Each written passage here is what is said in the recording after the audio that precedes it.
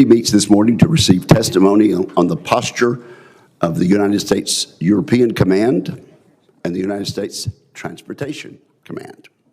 I'd like to thank our witnesses today, General Grynkewich and General Reed, for being here, and I want to extend a special welcome to their families. General Grynkewich oversees approximately 80,000 military personnel in the U.S. European Command, EUCOM. He also serves as the Supreme Allied Commander Europe, making him the military commander of the North Atlantic Treaty Alliance, NATO, the world's only nuclear alliance. General Grynkewich comes before this committee at a time of great turmoil.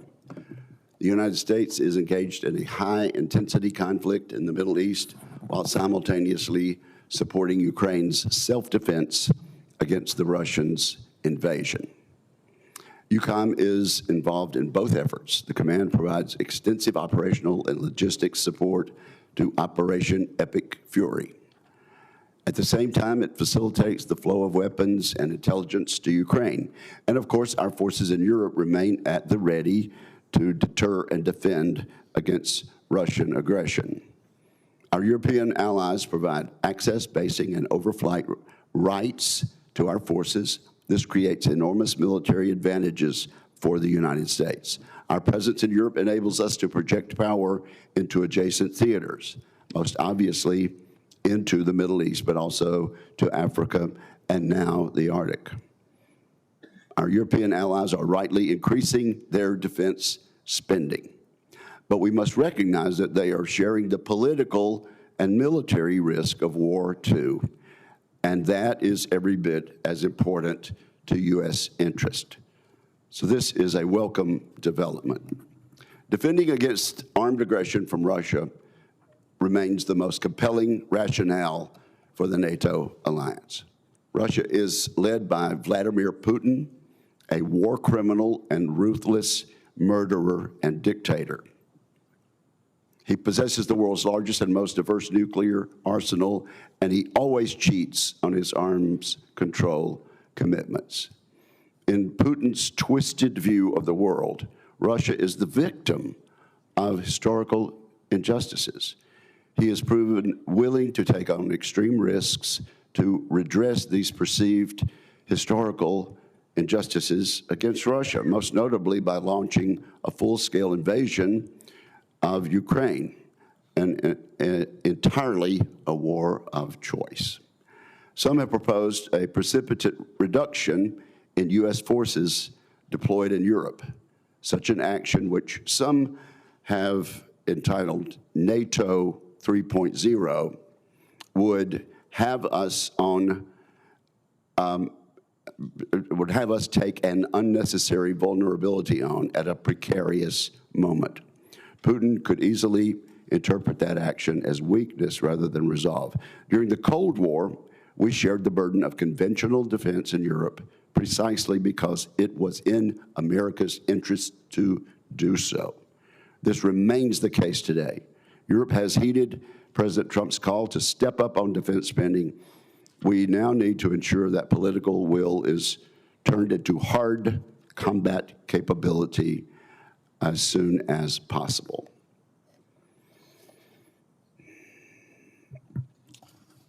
Mr. Putin has a predilection for war and aggression. That is a fact, and it led this committee to place a floor on the U.S. military's force posture in Europe, particularly the Army ground maneuver forces. Mr. Putin's aggression has caused us to make that decision.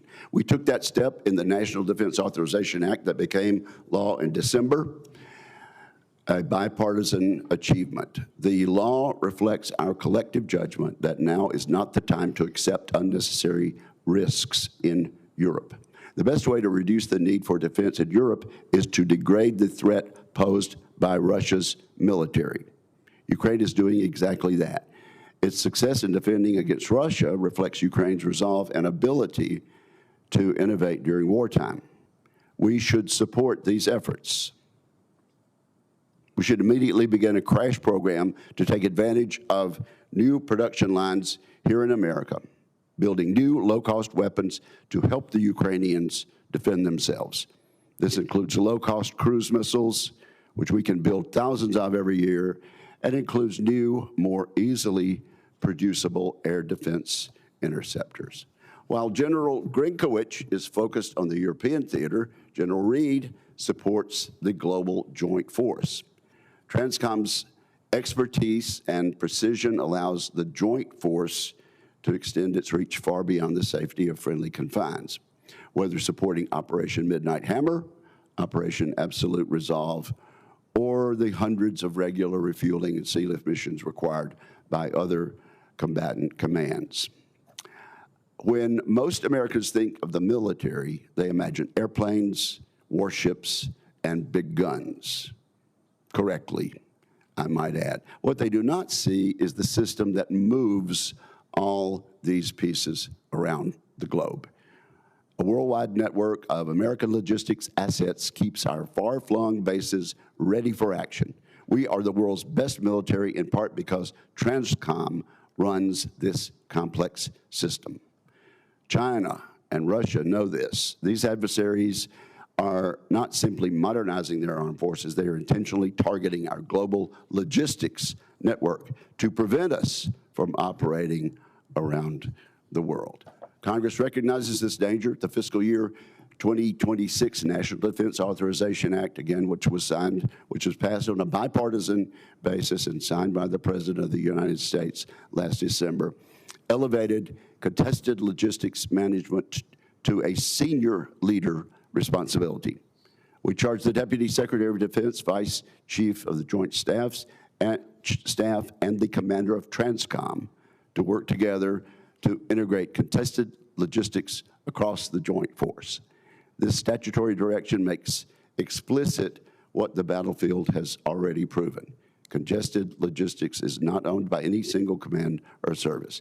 As I've outlined, these witnesses come before the committee at an important moment for American national security. I thank them for appearing today. I look forward to our conversation. With that, I turn to my colleague, Ranking Member Reed. Well, thank you very much, Mr. Chairman, and welcome, General Grynkewich and General Reed. Thank you for appearing today. Thank you for your service to the nation, and to those who you command, our warmest thanks and appreciation.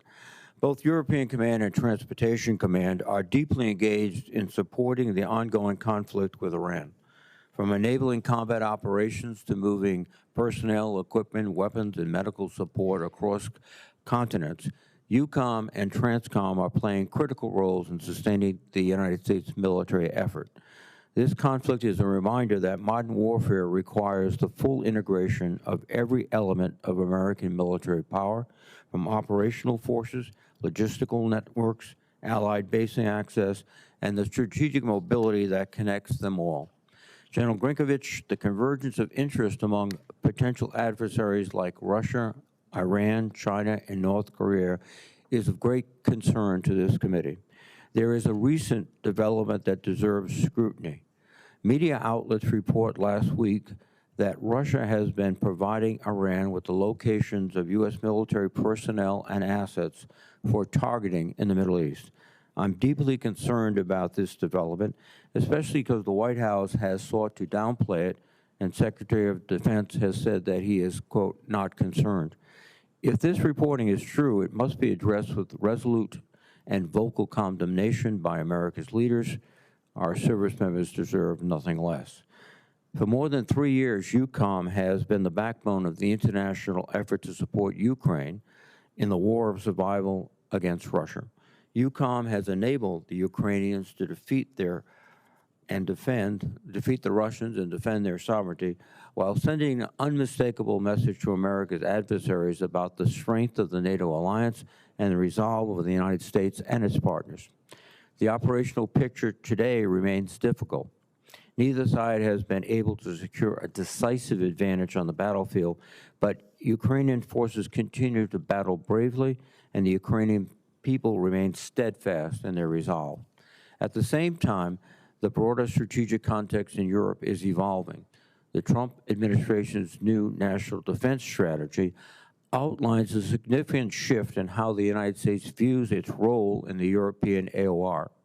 The administration has argued for a significant reduction in American military engagement in Europe and for European allies to assume a much larger share of NATO's conventional defense responsibilities. Strengthening Europe's own defense capabilities is an important and necessary goal, which, it should be noted, our European partners are already making impressive strides.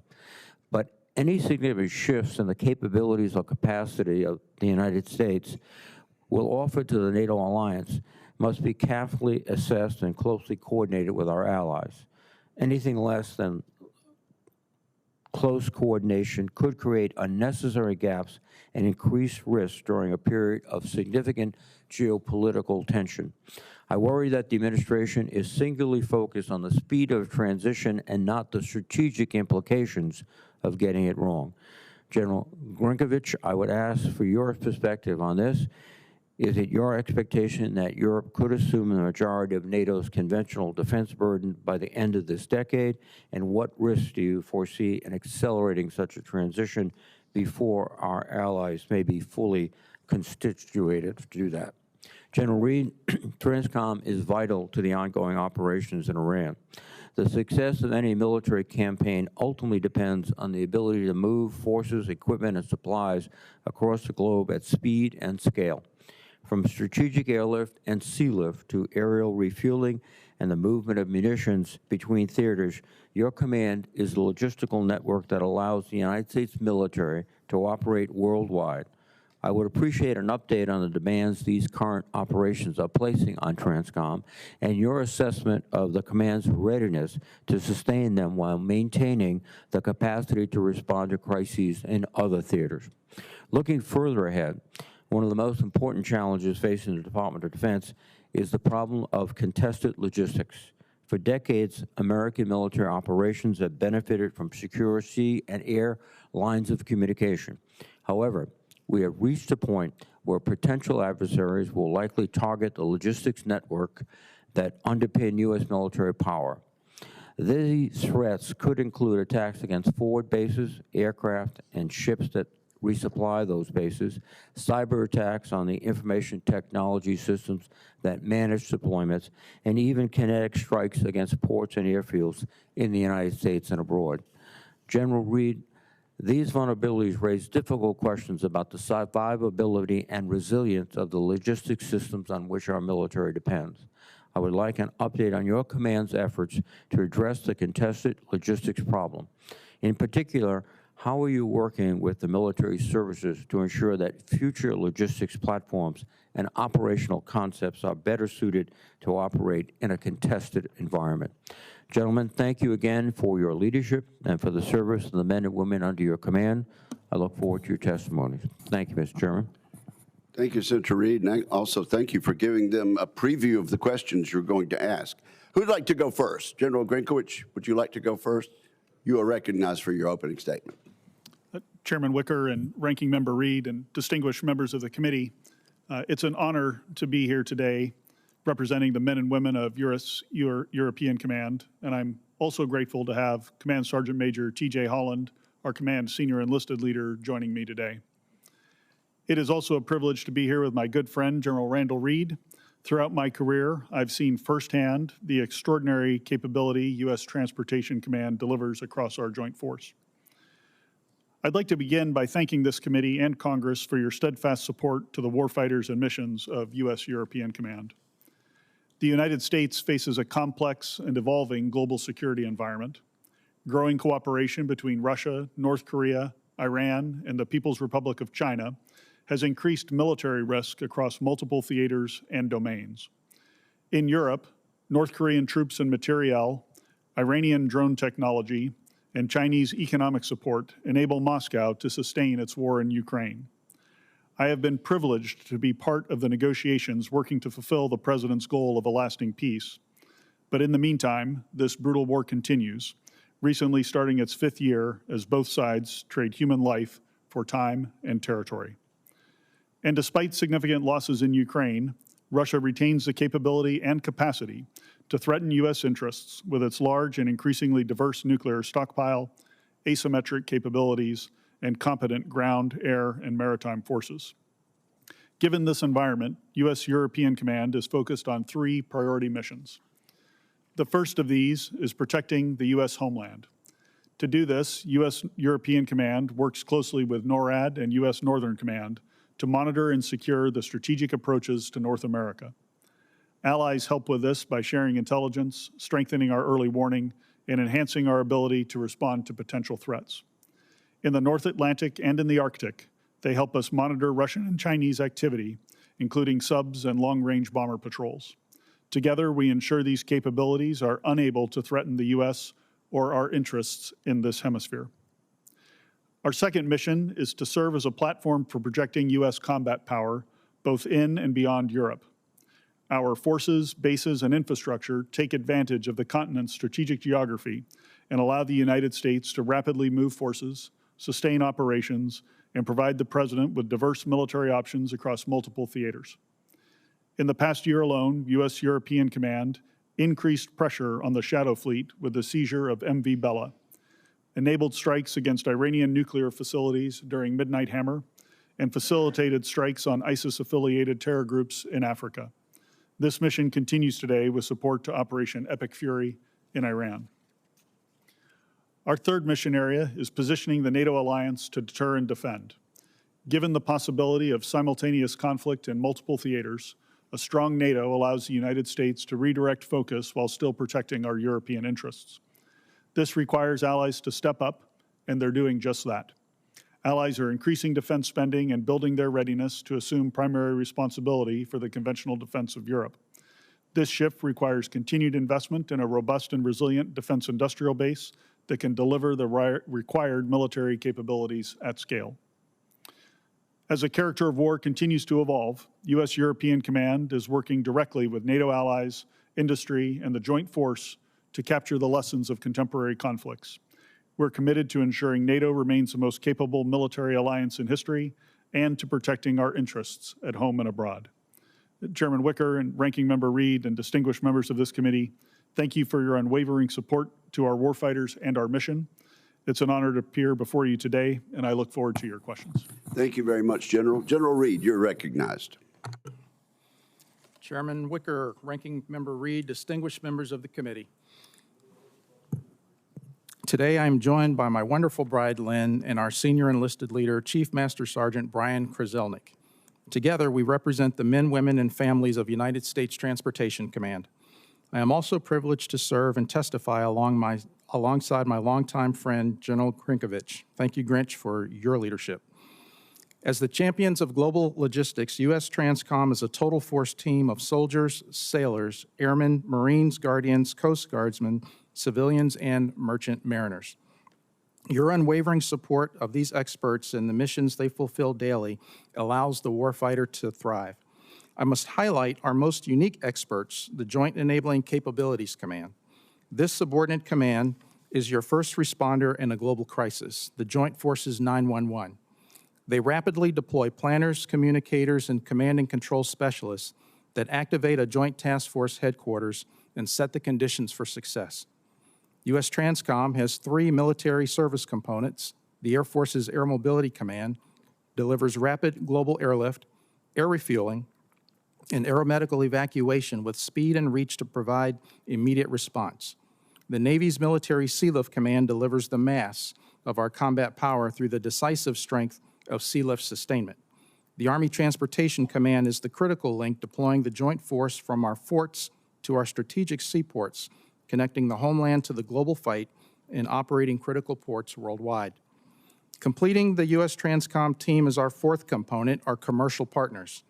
Commercial airlines, trucking companies, rail operators, and ocean shipping companies move our service members and cargo anywhere, anytime. These industry leaders and partners offer expertise, capacity, and networks required for mission success. U.S. Transcom is the heart of a larger team, the Global Joint Deployment and Distribution Enterprise, or the JDDE. Together, the military, commercial industry, allies, and partners form a network with a single mission: to deliver power and presence at the time and place of our choosing. We know the strategic environment continues to transform. Our competitors train to contest our every move and turn logistics into a primary battle space. We acknowledge the challenge. This is precisely why we exist. U.S. Transcom specializes in winning the fight to get to the fight. Therefore, there should be no surprise that our priority remains keeping power projection as the joint forces' decisive strategic advantage. First, we champion the American warfighters starting here in our homeland. The journey to the fight begins not on the battlefield, but on the nation's highways, railways, and commercial seaports. Your interest in securing and modernizing this fort-to-port network is a direct investment in the ability to project power. The resilience of this civilian infrastructure, the bedrock of the domestic supply chain, allows Transcom forces to deploy and win. Second, your continued partnership helps forge the future of maritime dominance. By recapitalizing strategic sea lift, America will deliver overwhelming combat power to any shore for the next 50 years. We must continue this vital work and champion the mariners who form the backbone of our fleet and underwrite our national security. We support the maritime policies including Maritime Security Program, Tanker Security Program, Cable Security Program, the Jones Act, and cargo preference laws. Together, these programs secure U.S. flag vessels and the merchant mariners necessary to move sensitive defense material in emergency. Third, your support guarantees our air mobility fleet remains a dominant projection force, the ultimate display of American resolve. Through our global reach, we unleash the power of presence, reassuring allies, and deterring adversaries. Continued modernization and recapitalization secures this advantage for the next generation of warfighters. Finally, we are transforming all mobility operation platforms into a survivable, connected node within the warfighting network as tankers and cargo planes link to battle space awareness. They become the eyes and ears of our commanders as they drive toward mission success. Your support makes our forces more resilient. We are grateful for air fleet investments because connectivity creates survivability. Distinguished members, your leadership positions U.S. Transcom to overcome any challenge. Together, we send the message that America's logistic outreach is unmatched, our resolve is unbreakable, we are ready, united, and decisive, and that together we will always deliver. Thank you for the opportunity to represent U.S. Transcom and to answer your questions. Well, thank you both for your service. General G, I'm going to ask you to pronounce your name. Senator, it's Grynkewich. Okay, with a which. Okay, very good. Well, let me just ask you to answer a few questions briefly, and then I'll let you elaborate. Do you agree that the Russian military's lack of tactical skill has been exposed in the war in Ukraine? Senator, Russia invaded Ukraine thinking it would be a 2-week war. And as I heard a friend say recently, the hardest part of a short 2-week war is the first couple of years. And I think Putin has learned that because of the problems he's had with fielding a modern and effective force. In spite of that, do you agree that Russia has maintained the ability to wage war and continues to threaten our treaty allies in Europe? I do, Senator. And clearly, you've already said that Russia has demonstrated its ability to sustain high-intensity war for over 4 years. And I guess it's fair to say also that the public somehow over there is willing to suffer deprivation in pursuit of return to what they feel is Russian greatness. You agree with that statement? Senator, I do. I'd just say that, Putin as an autocrat is able to control the information environment in Russia, so the Russian people are probably not hearing all of the trials and tribulations that their forces are facing or understanding the high casualty rates of the Russian forces. And I guess it would be fair to say the elite in Russia are not feeling all of the negative effects that the general populace is feeling. I assess that's correct, Senator. Okay. NATO Secretary General and the German Chancellor have both publicly stated that Russia, once the war is over, will again pose a dire threat to Europe by the end of a decade. Do you agree with that? And I'll let you elaborate if you'd like. Senator, thank you. You know, in Ukraine today, Russia has well over 500,000 troops. And so should the war in Ukraine end, which we all hope it does, we will have to see the contours of the agreement and then monitor Russian behavior to see what their intentions are. But from a purely military perspective, when 500,000 battle-hardened Russian troops are repositioned to other areas, we'll have to pay attention to that as a potential military threat and be cognizant of what it could pose to the alliance. Okay. We're delighted to see our European allies agree to the 5% and to do their fair share of their part of the burden sharing. How long do you think it's going to take for our European friends, once they've enacted this 5%, to build the capabilities and force structure needed to actually assume the lead role in the conventional defense of Europe? Yeah, Chairman, thank you. I agree with you that the agreement that made at the Hague summit to spend 5% of military spending is a tremendous accomplishment, and it shows how seriously the Europeans are taking their own security. Many nations are already on a pathway with 5 or 6 nations this year already near or above 5% of GDP. The biggest risk for those countries is now turning that money into actual military capability in their inventory, and that does take an industrial base that can deliver on time. So I see that as the biggest risk to them being able to achieve this on a quick timeline. So, you know, from my perspective, I think we're looking at different capabilities will show up at different times. It will be a gradual slope that will increase in the pace of European rearmament as the defense industrial base gets healthy. So I think you'll see it start slowly, and then as the industrial base investments take off, they'll be able to rearm quickly. So I would say by the end of this decade, they will have made great progress toward that. They won't be all the way there, but certainly by 2035, they will be. Okay, so by 2030, they will have made great progress, but they won't be there. By 2035, if their commitment continues, they should be able to be in the leadership position on that. Yes, Senator, I believe that's correct. Thank you very much. Senator Reid. Oh, thank you very much, Mr. Chairman. Thank you, gentlemen. General Reid, you have been quoted as saying that we must start a new program to modernize our strategic airlift, the C-5 and the C-17. I know you can't disclose details of the forthcoming budget proposals, but are you confident that we'll begin that process of modernization this year? Senator, thank you for the question. Strategic airlift is one of the most critical capabilities that we provide. It's what we call the immediate force when our nation needs to respond right away. That's how we get the force quickly projected out of the country and to the point of need. The challenge here is that for the capabilities that we need in those aircraft, it takes a long lead time to design and actually deliver the aircraft. C-5s and C-17s are capable today. Thank you for the investment for the upkeep, but the time is past now to start on the development of the next platform. In that platform, not only will it have to be able to do the things of the C-5 and the C-17 today, but we're also going to make sure that we have secure communications, that the platform will have the awareness of the space around it for the crews to be aware of what's going on around them. Mm-hmm. And at the same time, it needs to be as survivable as we can create. Thank you. Thank you.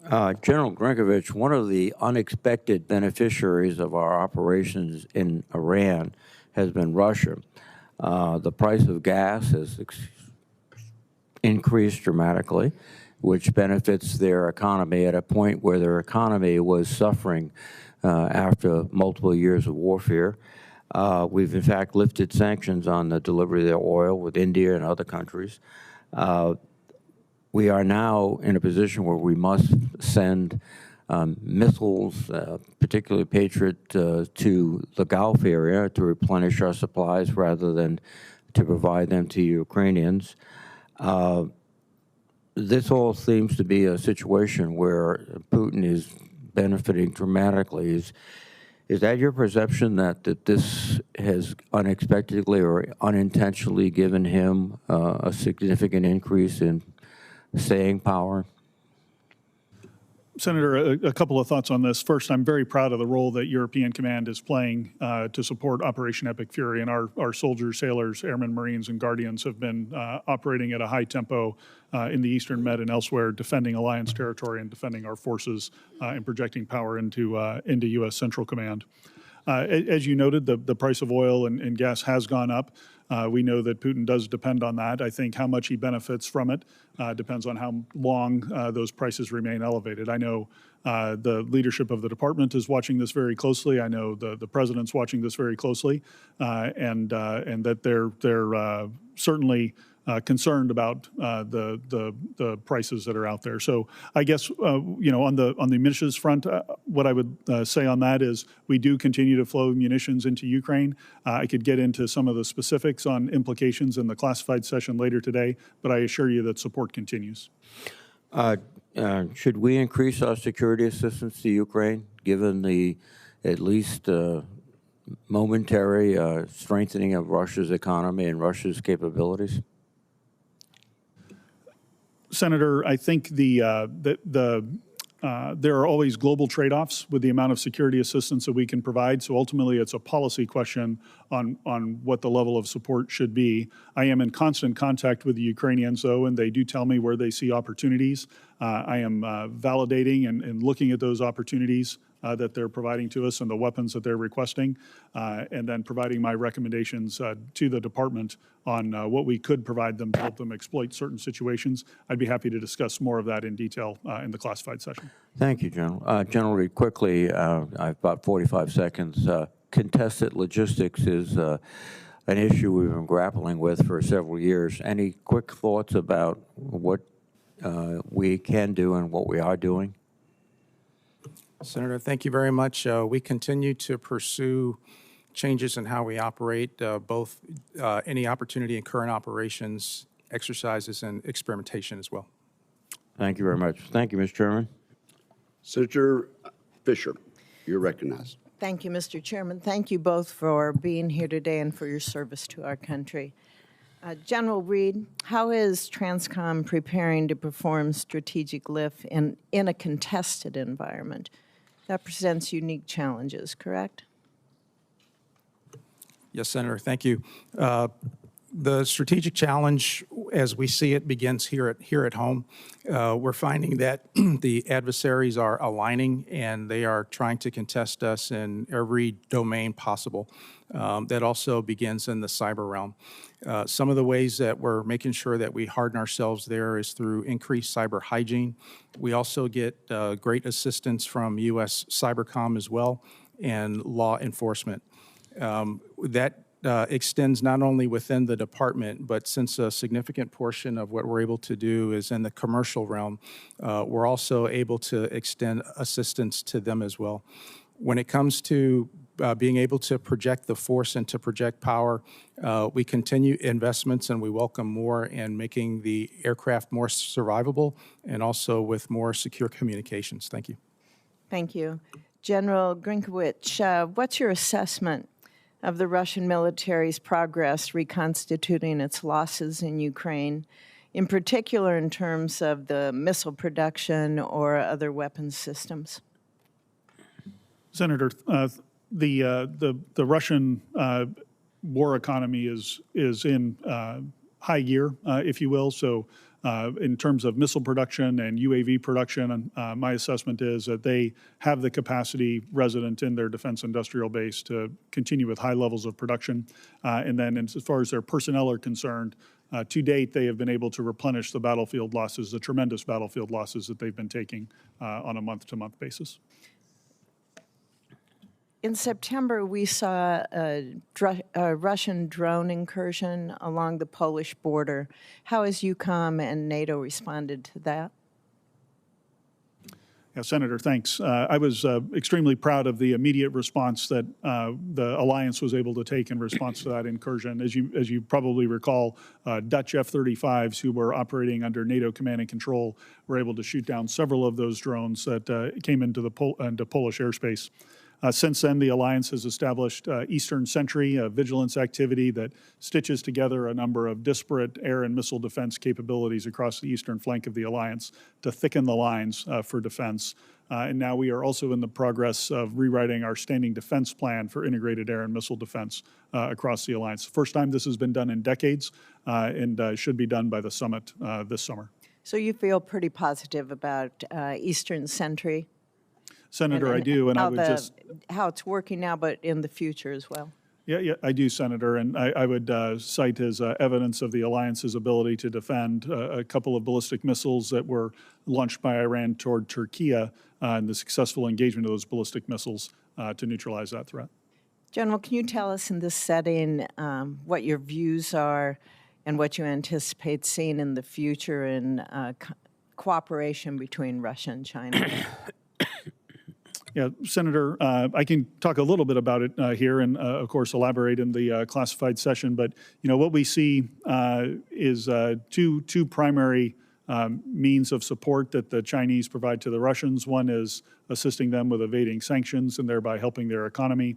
And then the second is dual-use equipment that comes out of the Chinese industrial base and flows into Russia. You might think of this as, you know, different chips and different antennas that are then used on weapons of war that the Russians produce in their industrial base. So that certainly is concerning to us. You know, if I look into the future, I would accept that type of relationship to continue when their interests align, and for Russia to be willing to support China in the opposite direction if China finds itself in need of assistance. General Reed, I appreciated the conversation that we had concerning our tanker fleet. How are you working with the Air Force to communicate your needs to meet your requirements? Thank you. We enjoy great support from the service. We continue to ask them to support us with spare parts, weapon system sustainment, and to keep the training pipeline strong. In addition to that, they are assisting us with survivability of the aircraft as well. Thank you. Thank you, Mr. Chair. Thank you, Senator Fisher. We have Senator Gillibrand and then Senator Ernst. General Grynkewich, we have seen horrific reports of a U.S. missile hitting a girls' school in Iran. I recognize you are at CENTCOM, and this is not your AOR, but can you speak to the process that you at least have at EUCOM for developing targets, what type of protections you have? Based on what I've heard from reporting, the data that was looked at was a decade old, that any person who can get satellite access to Google Maps today can see that this was a school. New York Times had no problem getting that data and information for a report today. What do you intend to do at EUCOM to make sure your targeting is consistent with American values? Yeah, Senator, thanks. You know, over the course of my career, I've, as a fighter pilot, I've always done everything I can to avoid civilian harm and civilian casualties. And I would tell you, I'm absolutely committed to that. I know the department is committed to that. And that when tragedies like this happen, it causes us all to reflect and try to improve our processes. I've been involved in the targeting process, both at the tactical and the operational levels throughout my career. And I would tell you, we do have a number of safeguards in the system. You know, every single time that at the tactical level I was going to release a weapon on a target, I was personally making an assessment as to whether there was any chance of civilian harm. And if there was that proportional to the military necessity of striking the target?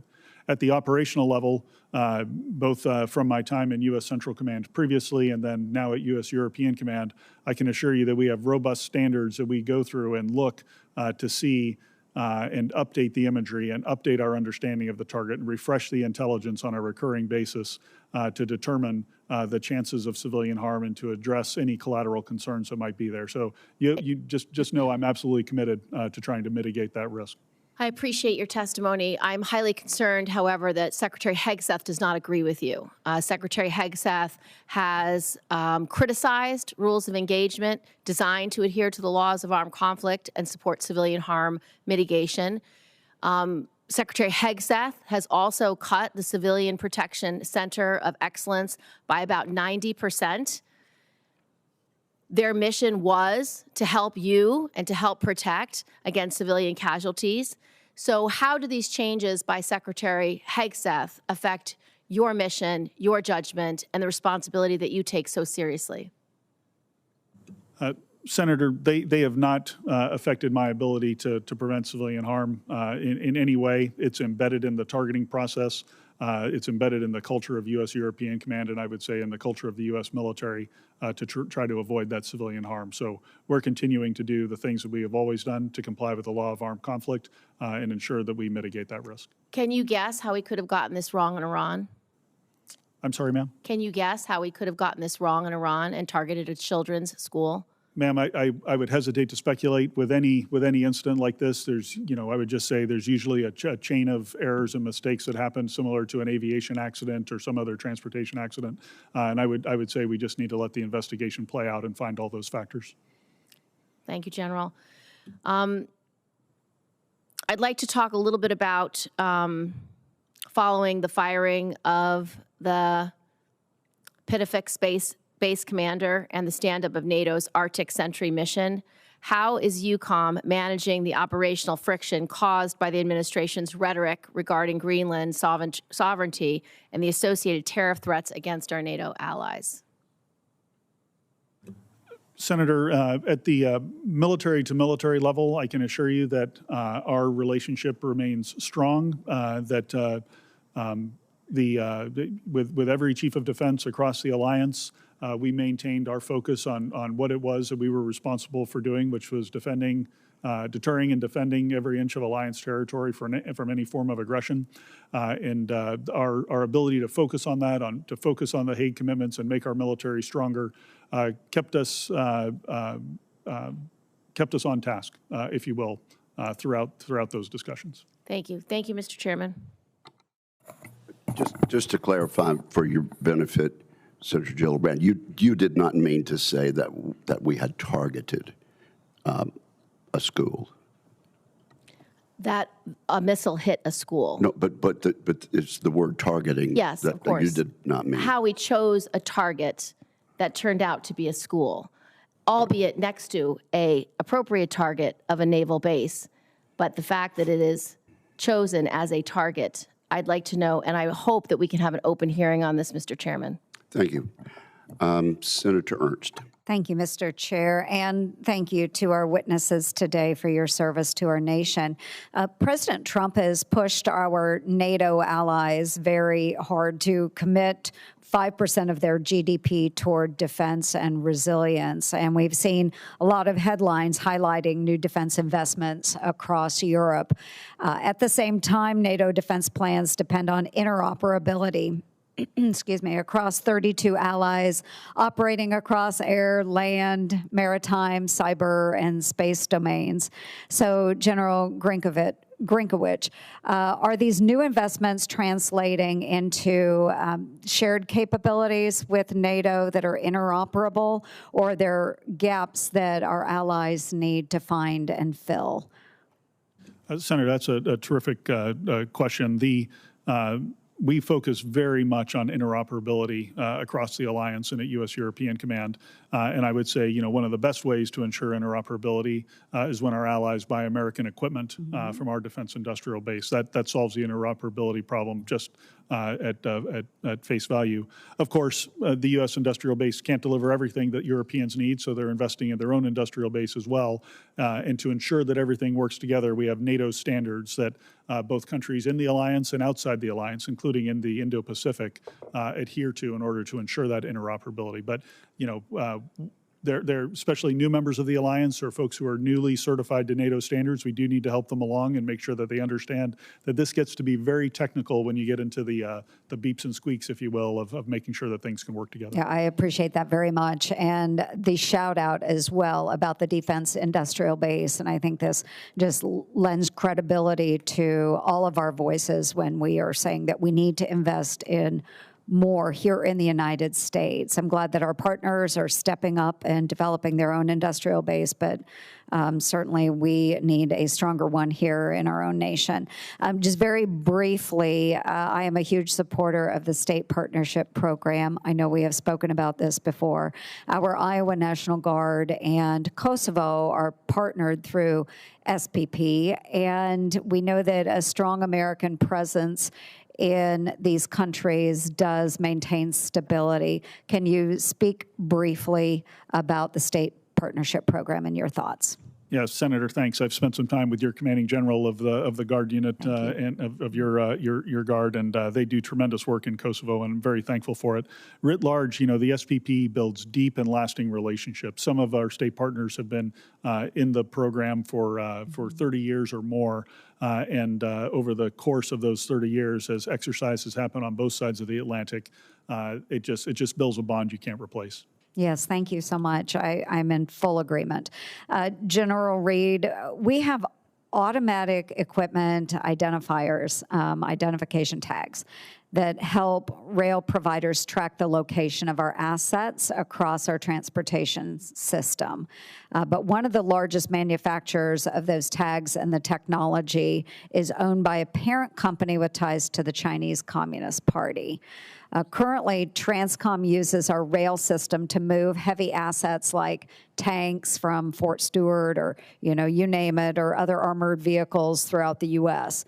So my concern is that the CCP could utilize these tracking technologies to monitor our military movements, which is a major security risk during a buildup or a surge. So would you agree with that vulnerability? Do you think we are giving the Chinese access into a window of our military movements and engagements? And what can we do about that? Senator, first and foremost, the department works really hard to eliminate any kind of Chinese component wherever we find it, and that continues with all the energy and effort that we can put to that. Second of all, when it comes to all domain being contested in all domain, the cyber realm is one where this presents itself plain and clear. With that being said, while it may be a vulnerability, there are ways that we can harden that, and we continue to do that. There are alternative ways to make sure that we can track the information. Increasingly, as we get stronger tools, we apply those tools. And the one thing that's very, very important is as we continue to use the commercial realm, there are lots of other things that move in the commercial space. And that itself makes it very, very hard for folks to track our equipment. Yeah, very good. We need to recognize if we do have vulnerabilities and make sure they're not being exploited. So thank you very much. Thank you, Mr. Chair. Thank you, Senator. Senator Kaine, I understand you intend to yield your time to a person who is not yet in the room. That is correct, so I'll take my time. I think that would be the best backup plan. You're recognized. Thank you. America's been at war with Iran for 12 days. The cost to our troops, to everyday Americans, and to innocent Iranian civilians, even school children, are dramatic. The war is deeply unpopular. To begin, the war is illegal. The Constitution makes plain that only Congress can declare war. The reason for this provision was articulated by Abraham Lincoln. Kings had always been involving and impoverishing their people in wars, pretending that the good of the people was the object. This our convention understood to be the most kingly of all kingly oppressions, and they resolved to so frame the Constitution that no one man should hold the power of bringing this oppression upon us. The president has escalated his use of military to carry out hostilities all over the globe without Congress, while threatening military action against many more nations. We're at war because of the unilateral actions of one man who has grown very confident that Congress will not challenge his kingly behavior. The war is unprecedented. We've heard from the president many shifting reasons for the war, but senators have now heard both publicly from the Secretary of State and from multiple sessions with civilian and military leaders a more precise and consistent reason. The president sent our sons and daughters, spouses, parents into war because another nation was determined to invade Iran, and if that occurred, Iran would likely target U.S. troops for retaliation. The trigger event of this war was Israel's decision to invade Iran on February 28. We could have avoided this war by persuading Israel that it shouldn't invade and that doing so would hurt its ally, America, and cause global instability. There's no evidence that we tried to do that. Or we could have focused on protecting our own troops from retaliation following an Israeli invasion. Instead, President Trump decided to join an invasion of Iran initiated by another nation. He is not the first American president who has been urged to take this step. Others wisely resisted. He did not. The war is unnecessary. Iran and America were allies during and after World War II until America engineered the toppling of Iran's democratically elected government in 1953. That act, followed by 26 years of a brutal dictatorship that the U.S. helped fund, created deep hostility between our two nations, formerly friends. When the Iranian people finally threw off that oppressive dictatorship in 1979, that hostility resulted in 5 decades of violence between our countries, the facts of which are well known to American and Iranian citizens alike. Iran engages in dangerous behavior toward the U.S., its neighbors, and its citizens. But does that danger, more than 6,000 miles from our shores, warrant the sacrifice of our troops, the killing of innocent civilians, and the expense of billions of taxpayer dollars? If more war between Iran and the United States were the answer, we would have found it sometime in the last 73 years. We had a diplomatic off-ramp to decades of hostility in the Iranian nuclear deal that the U.S. and Iran, together with our European allies plus China and Russia, negotiated in 2015. President Trump's decision to abandon that deal, even though it was working and even though many of his closest advisors told him to maintain it, ushered in a sharp spike of Iranian aggression. American troops are dying because this nation's political leadership tragically abandoned diplomacy. We owe our troops better than this. They serve with such skill and bravery, but as our experiences in Vietnam and Iraq have shown, the bravest patriotic service cannot overcome poor civilian decision-making, whether by a president grown too fond of war or a Congress unwilling to provide a check against such behavior. Virginians feel this deeply. One of the first casualties of the war, Chief Warrant Officer Robert Marzon, lived in Spotsylvania County. Hundreds of Virginians are now deployed with the Ford Carrier Strike Group. More have received orders that they'll deploy with the Bush Carrier Strike Group. Their families ask me, have we learned nothing from 25 years of war in the Middle East? More than 14,000 American troops and contractors dead, more than 65,000 injured, more than $8 trillion spent that could have gone to our education, our healthcare, or economic development. Have we learned nothing?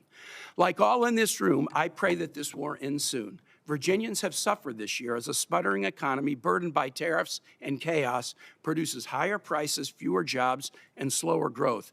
Gas has gone up 60 cents a gallon in the last 11 days, costing Virginians nearly $5 million a day just in increased fuel costs. We need a president who will honor his promises to avoid foreign wars of choice and strengthen the economy here at home. And we need a Congress who will not stand silent as these promises are broken. I yield back. Senator Scott, you are recognized. Thank you, Chairman. First, I want to thank our troops. I had the opportunity to serve in the Navy at the tail end of Vietnam. Fortunately, didn't have to go to Vietnam, but anybody that puts on the uniform, you have to admire them because they're making the decision to put their life on the line for our freedom. We have a lot of troops at risk right now. I pray for their safety. Unfortunately, we've lost 7 members, 1 in Florida, Cody Cork. I know we have 140 or so injured. I hope they have a full recovery, but the most important thing I think we can all say is we admire what the military has done. We respect what the military has done. We support what the military is doing, and we hope they all come back safely. And the goals of this conflict is that they don't have a nuclear weapon. The goals of this conflict, they don't have the ability to have ballistic missiles that it's going to kill Americans like they've been doing for decades. So I don't think any of us ever want to go to war, but I think we all do respect our freedom and want to keep our freedom. So I want to thank all of our troops for what they're doing. Thank you both for being here. And thank you for your hard work. One of the things I appreciate about this president is he sees the value in putting America first and working with our friends across Europe, Asia, and around the world to ensure peace through strength. Over the past few years, I've had the opportunity to visit a lot of our allies. Last year, I went to Denmark, Estonia, and Finland, all of which are doing their part to increase their national defense spending. They all had great things to say about President Trump's efforts in the defense space and as a partner. But a number of allies have been frustrated with being told as a matter of policy that they can't buy U.S. weapons, and the White House and the Secretary I know have had to deal with that. Nevertheless, the problem I want to focus on today is that they're also frustrated with the foreign military sales program. Frankly, I understand why. They're facing a defense industry that too often fails to deliver ships and aircraft. I think you've talked about that a little bit. Our manufacturers are not getting things done on time or on budget, or people in the Department of War saying they can't have the weapons that they want. It's forcing them to turn to other countries because they need the weapons now. They're doing exactly what we've asked. They're stepping up their defense spending, but there's not enough American weapons to buy. They want our weapons because they know they're the best weapons in the world. They want to train with us. They don't want to buy other systems, and I know you're working on interoperability, but they want to buy American weapons. What's unfortunate is the President and Secretary have made clear why it's good for our allies to buy American-made ships, aircraft, and weapons. It creates good-paying jobs in America, allows our allies to fight their own fights and do it with the best weaponry in the world. And when I've gone over, I've said the most important thing is you got to defend yourself. We'll be a partner, but we're not going to be your first line of defense. And General Grynkewich, is it good for our allies to buy American-made planes, ships, and weapons and to train with us? And how does this impact our relationship with our allies, and does it make all our military a better fighting force? Yes, Senator, I encourage our allies to buy American equipment as often as possible. We do make the best equipment in the world. It's the highest end kit in so many different areas, and it does enhance interoperability when they do so.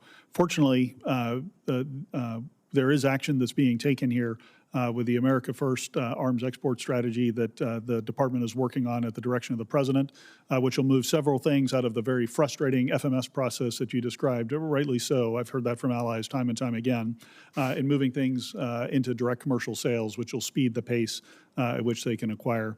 And then I'd also say that the work that Secretary Feinberg, our deputy, is doing to supercharge the defense industrial base is going to have a big payoff here and help allies get equipment quicker than they would without those actions. General, when General Cavalli testified before Congress, he told us the current force posture was 5 brigade combat teams and 2 division headquarters. He said it was his advice to maintain that force posture. Is that the force posture the same today? Senator, we have one infantry brigade combat team returned home at the end of last year, so that's the only adjustment that's been made. Okay. Well, first off, I just want to finish by thanking you for what you're doing. I pray all of our troops come home safely. Thank you. Thank you, Senator Scott. Senator Kelly. Thank you, Mr. Chairman.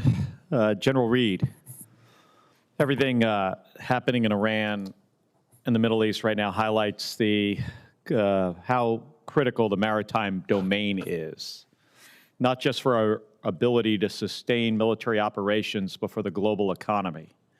I want to drill into this a little bit with you. So first, on March 2nd, while docked at the port in Bahrain, the U.S.-flagged tanker Stena Imperative was struck by projectiles that caused a fire on board. Are you familiar with this, General? I'm aware, Senator. Yeah. Thankfully, the crew is safe. One shipyard worker was killed.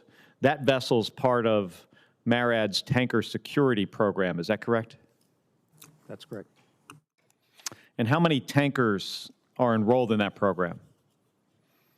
Sir, the program is fully subscribed at this point, and it's upwards of 60. Upwards of 60. Excuse me, if you're talking about the tanker security program. Yes. Yes, we currently have 10 that are funded. Okay, 10 that are funded. This ship, Stena Imperative, was one of those. It's now damaged. So obviously not a large fleet, 10 ships.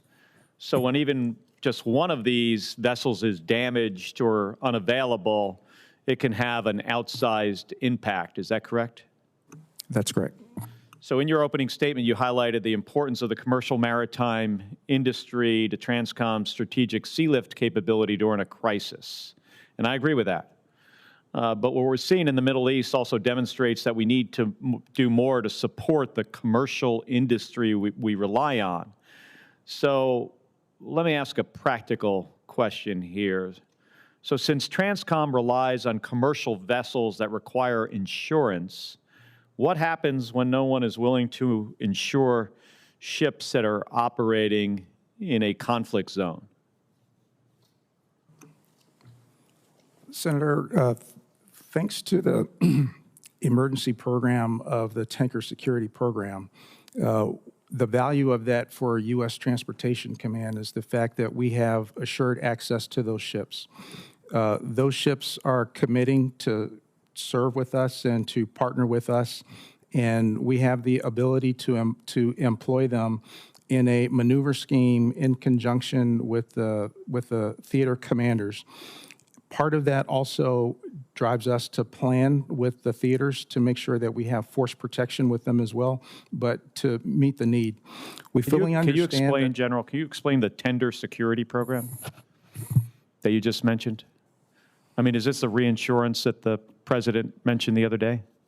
Sir, the Tanker Security Program is our U.S. flagged ships. No. I thought you said something else. So my concern is with the insurance, right?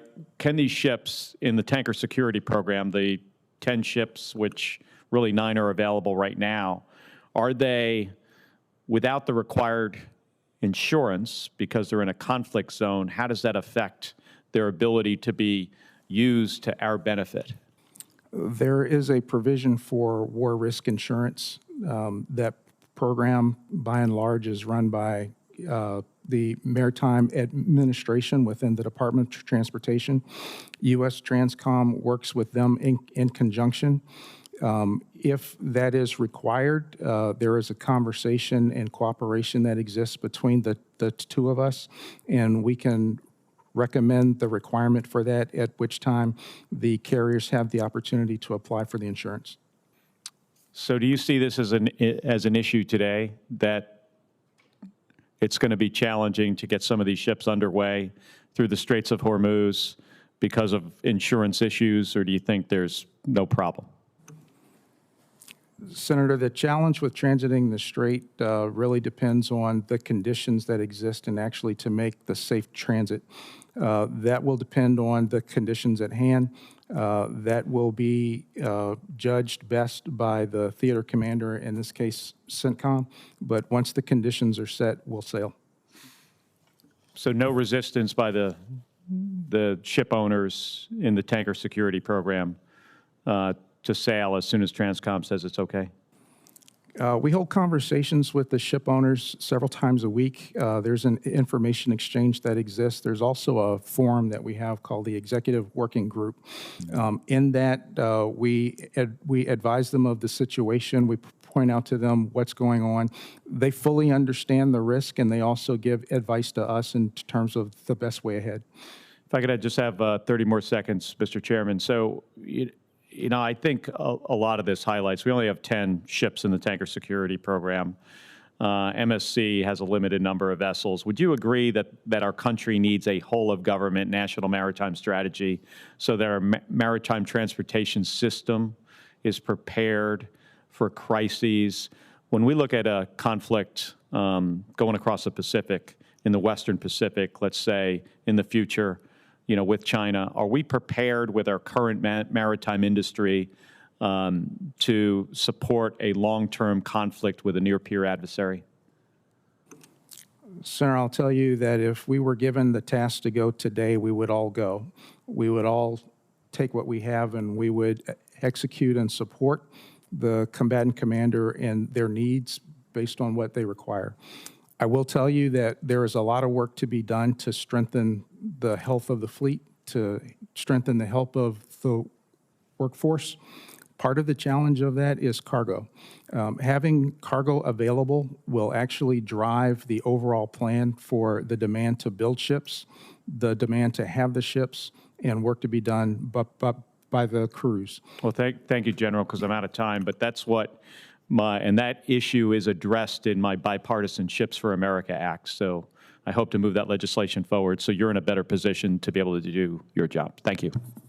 General Reed, have you had a chance to look at the Ships for America Act? Senator, I have. Excuse me, Chairman, I have. You have? Yes, I have. What do you think about it? You got a pretty good suggestion, don't you think?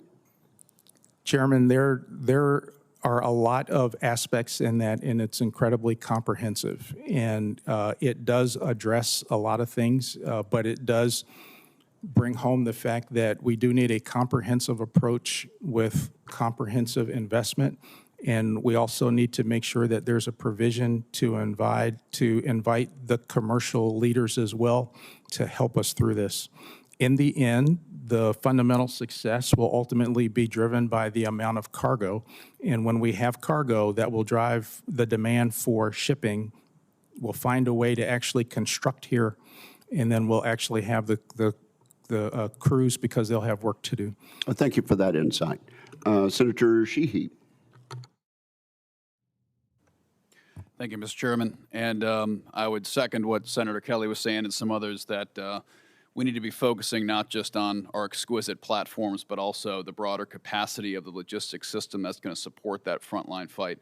And to that end, to General Reed, and I'm sorry you're getting all the inbounds here, but specifically I'd like to talk about our future airlift platforms. We spend a lot of time in these hearing rooms talking about the F-47 and the B-21 and the F-35 and the F-22, and of course those are all critical platforms. But at the end of the day, moving material into theater, especially as we evaluate a Westpac engagement with a peer adversary. I don't say near peer because I believe we're in a peer-to-peer situation now with China. Physically moving people, bullets, bombs, food, clothes, physically moving millions of tons of gear halfway around the world quickly, especially in an area where we're fighting in someone else's backyard and we're having to project that material around the world to tiny islands that we may or not be in control of. Our C-5s are, I've heard at some cases, 40% dispatch reliability. They're half-century old, if not more. Our C-17s, as incredible platform as they are also aging. And as far as I know, we don't currently have a follow-on long-range heavy-lift logistics aircraft that's been decided on, awarded, and certainly not in production, but it isn't quite even in decided conceptual stages. And when we look at how challenging a KC-46 program has been to roll out, to replace, I still hear that the last KC-135 pilot hasn't been born yet, and that's probably true. And the KC-46 rollout has been very problematic. So I think we need to have a very serious, focused effort. This committee does, but also at the general officer level of focusing on bringing that next generation heavy airlift platform into reality. And whether that's restart on the C-17 with some great upgrades, or whether that's reimagining a new platform, whatever we do, we got to do it quick. So I'd like your thoughts on that, please. And I understand you're not the procurement command for this. I realize you're the customer of this platform, but I think part of the defense acquisition paradigm we're trying to change at this committee is making sure the customer is closer to the actual specification process for the platforms, because we've given the power to the PEOs and the contract officers, and the most powerful voice in any acquisition process should be the actual end user customer. So you and your captains and majors flying these planes and driving these ships should be the ones driving the requirements, not bureaucrats somewhere else. So if you could talk to us about next gen airlift and where you think it needs to go, I'd appreciate that. Thank you. Our primary job at Transcom is to set the conditions to move. Within the headquarters, excuse me.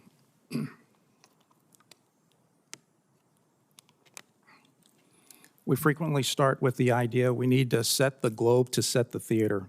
What that means is we have aircraft that are operating around the world each day along with sea lift, but when a crisis arises, there's the need to make the shift. Once we do that, every aircraft that we have available that already originates in the region, we employ them directly. All the aircraft that we have here in the United States We generate that, and then we build the network to connect the two. Our C-17s and our C-5s are the most capable things in the world right now to make that bridge to get the force out of the United States. That's incredibly key because greater than 85% of the joint force still resides here. And so when they're needed abroad, those are the aircraft that we use to start that move. The challenge that we have predominantly with our competitor is that they are actively developing weapon systems to threaten our aircraft. And so not only do we need new aircraft to get us into the future, we also need the aircraft that are more survivable. So in dealing with the Air Force, we are working with them on the requirements to meet that, but also to track the development of the threats as they emerge from our competitors. One, I'd also encourage us to explore all alternatives, expanding and having a wider guarantee for our contract-operated cargo carriers. Not best for contested environments, but at least they can get tonnage forward. And then exploring things like amphibious aircraft or even submarines that can provide logistical support. Subs have typically been reserved for exquisite tactical missions, as they should. But when we're going to be operating in a Westpac, first, second island chain contested environment, literally moving logistics under the water where we still have dominance. So thanks for your time today. I yield back, sir. Thank you, Senator Sheehy. We have Senator King and then Senator Hirono. Thank you, Mr. Chairman. There's been a lot of confusion about the war and the effects, the causes, why we did it, why we didn't, what our strategy is. But one thing has emerged just in the last few days. There is a clear winner in this war. The clear winner is Vladimir Putin and Russia. Estimates released a few hours ago are that Russia has reaped $6 billion of benefit from this war since it began just 2 weeks ago. It's about $400 million a day from the increase in oil prices and the easing of sanctions, which is somewhat puzzling to me. So I just think the record should show that the real winner so far is Vladimir Putin to the tune of $6 billion in 2 weeks. General Reed, can you give me a percentage, if we had a serious need for transport, what percentage of the transport on the sea and in the air would be commercial carriers who are under contract to Transcom? Senator, day to day in competition, about 40% of what we fly around the skies is commercial. When we transition to crisis or conflict, we make a conscious decision on where we actually employ the commercial aircraft. Even as we're supporting operations in CENTCOM today, the commercial airlines are supporting us in high volume in places outside the theater. So in a conflict situation, that 40% would go up, I presume. If it's required, yes. In the case of Sealift, once the ready reserve force makes the initial surge, commercial really plays in for sustainment, and greater than 90% of all the sustainment is done by the commercial fleet. Okay, that's what worries me. You have controlled, and I'm sure pay great attention to cyber possibilities. But we're talking about hundreds, if not thousands, of commercial carriers who may or may not be as secure in terms of cyber as you are. My question is, what steps do we take to ensure that this, you said 90% on the ships, 40, 50, 60% in the air, are commercial carriers, to ensure that they are protected from a cyber attack? Because if we're in a serious conflict with a significant adversary, the first thing that's going to happen is a major cyber attack to attempt to blind us and disable our transportation system. Do you red team, for example, the commercial carriers to determine the extent of their cyber vulnerability? Senator, we do, and there's a lot of cooperation in that realm. We operate mainly through two different channels. So within the Department of War, when we organize and plan, that is done on secure systems, and we have a lot of help to make sure that we can protect ourselves. I understand that. What I'm worried about is Delta Airlines security if they're called upon to be transporting troops, and the extent to which they can be penetrated, their systems, not yours, but theirs. Yes, Senator. Once that planning is complete, we do have some secure channels with the commercial transportation providers. And also, we red team and we cooperate and provide help with them for cyber hygiene. Among some of the sources are Cybercom, National Security Agency, as well as the Department of War Cyber Crime Center. I would urge you to step up those efforts, because this is where the first wave of the attack is going to come. General Grynkewich, to what extent are the Russians, and there's been some discussion about this, probing in Eastern Europe and doing asymmetric warfare in the Baltics, for example, in Poland, disinformation, cyber attacks, even drone incursions? What are the Russians up to? Are they building troops up along their western border? Yes, Senator, right now we see a fairly robust amount of what we call Russian hybrid activities or asymmetric activities. And you mentioned some of those, whether it's information operations or sabotage and those types of things. There have been several incidences in the Baltics and in Poland in particular over the last several months since I've been in command. As far as conventional troop buildups, most of the Russian ground forces are focused on Ukraine, so we do not see significant Russian buildups right now. But I know that there are concerns that those could be coming at some point in the future, particularly once Russia is able to reconstitute its forces. And if Vladimir, if President Zelensky was here, what would be the one thing he would tell us that he needed right now? I suspect you hear that fairly regularly. Yes, sir. He would ask for air defense capability based on the Russian attacks on his heating and electrical infrastructure. And a great deal of our air defense capability is now tied up in the Gulf region. Is that correct? Senator, yeah, we do have a robust set of air defense capabilities in the Middle East, and I've used some of our EUCOM air defense capabilities to defend some of our NATO allies as well. In the Middle East? Near the Middle East, if you will, in the Eastern Mediterranean. Okay, so air defense capabilities have been moved toward the Middle East as a result of this conflict. That's correct. Yes, sir. Thank you. Absolutely. Thank you, Mr. Chairman. Senator Cotton. Thank you, gentlemen. Thank you for your appearance today, and more importantly, for your service. General Grynkewich, it's well known that Iran has supplied Russia with hundreds, maybe thousands of one-way attack drones since the start of the Ukraine conflict.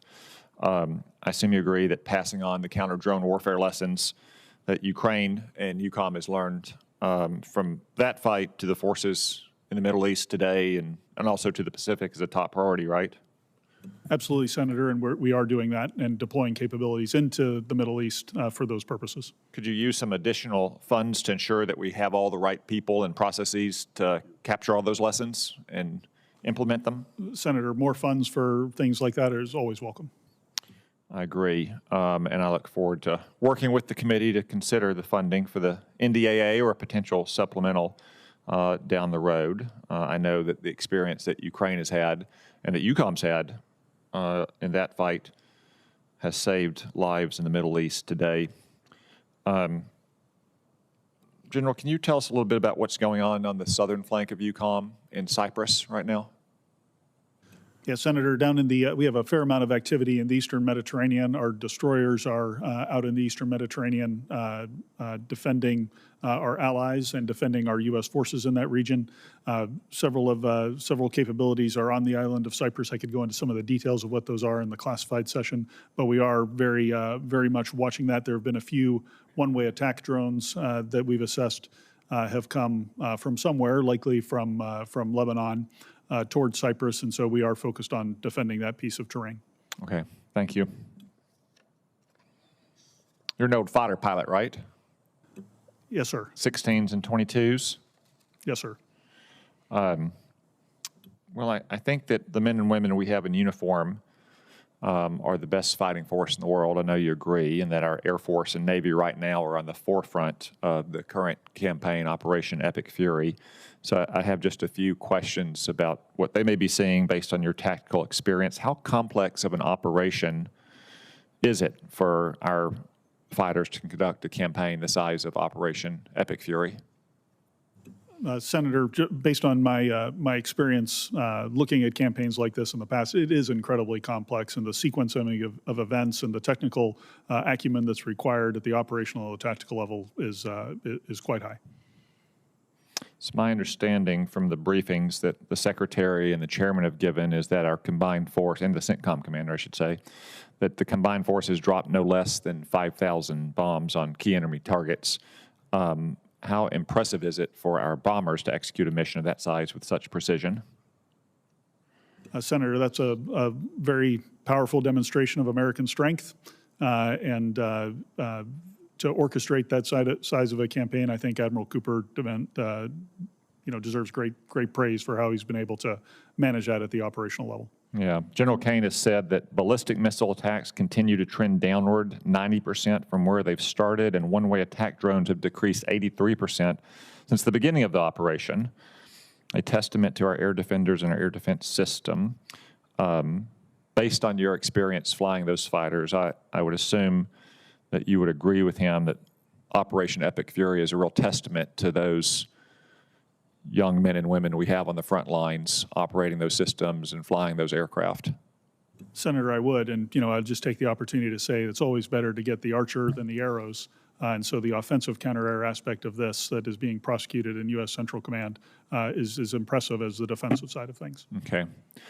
General Reed, you also have prior experience in the cockpit. How impressive is it that our tanker fleet has supported these continuous operations in the Middle East for the largest air campaign in recent memory? The tanker fleet has been very impressive to get the forces across the ocean and to get them into CENTCOM. I'm also very grateful to my friend here who's also been able to help with the portion of his fleet. But the fact that we were able to get our forces in place to get defense set and to go on the offensive is quite impressive. Do you think there's any other force in the world that has the tanker and mobility aircraft to sustain an operation like Epic Fury? Not to the scale that we can at the moment. Thank you. Yeah, I didn't think so either. All right. Thank you, gentlemen. Thank you, Senator Cotton. Senator Blumenthal. Thank you, Mr. Chairman. Thank you both for being here today and for your service. General Grynkewich, I recently visited Ukraine, and in addition to going to Odessa to visit with the men and women of the Ukrainian armed services who are serving there, also met with the American Chamber of Commerce, 600 major businesses with operations in Ukraine. Almost half of them have been targeted and attacked by Russia. Within days of my visit, an Oreo manufacturing plant was hit by Russian attacks. Are you looking into the attacks on American businesses in Ukraine? Are you familiar with that issue? Senator, I am familiar with that. This is mostly managed through the U.S. Embassy in Kyiv, who takes those reports and sends them back through State Department channels. But our Defense Attaché office is also aware of them and reports them to me. Are you taking action to protect those businesses? Sir, we are not taking any direct action, but I would tell you that all the support that the Department and the United States provides to Ukraine is certainly going to have a benefit for those businesses as the Ukrainians fight back against the Russian assaults. Isn't an attack on those businesses, in effect, an attack on American interests? Sir, attack on American property, is it not? Certainly it is, Senator. I think it's a complex issue, and from a policy perspective, the approach that we've taken is to try to help the Ukrainians to defend things that are within their country as best as possible, and so that's where we're focused in EUCOM. Wouldn't you recommend that we take a more aggressive posture vis-a-vis Russia when it's attacking our businesses purposefully? These are not mistakes. Close to 300 American businesses have been damaged significantly as a result of these attacks targeting them by Russia. Yeah, Senator, it's certainly a tragedy that Russia targeting is indiscriminate. It's indiscriminate against American businesses. It's indiscriminate against other targets across Ukraine. You know, as we think about how do we best enable the Ukrainians to fight back against the Russians, all of this goes into our calculus. I respectfully disagree with your use of the word indiscriminate. It is very discriminating. They are purposely targeting hospitals. I saw a hospital specifically destroyed in large part. They are targeting electric generation facilities, which I also saw, and they are targeting American businesses, discriminating in a very purposeful way. Let me move on. I'll give you a little extra time. Do you agree with that, General Grynkewich? He's pretty much correct. Yeah, Senator, I do agree. So when I use the word indiscriminate, I'm applying to the moral lens, perhaps, that they're looking at this through, and that they aren't discriminating in the way that we would under the law of armed conflict as to what the targets are. Yeah, I think you and the Senator actually agree on that. You can resume your time, Senator. Thank you, Mr. Chairman, and I think your questions were helpful, and I appreciate the distinction that you're drawing, General. EUCOM is the global integrator for all defense matters relating to Russia, so I'm presuming you know about Russia's role in the war with Ukraine. I know you've been asked a bit about it so far. I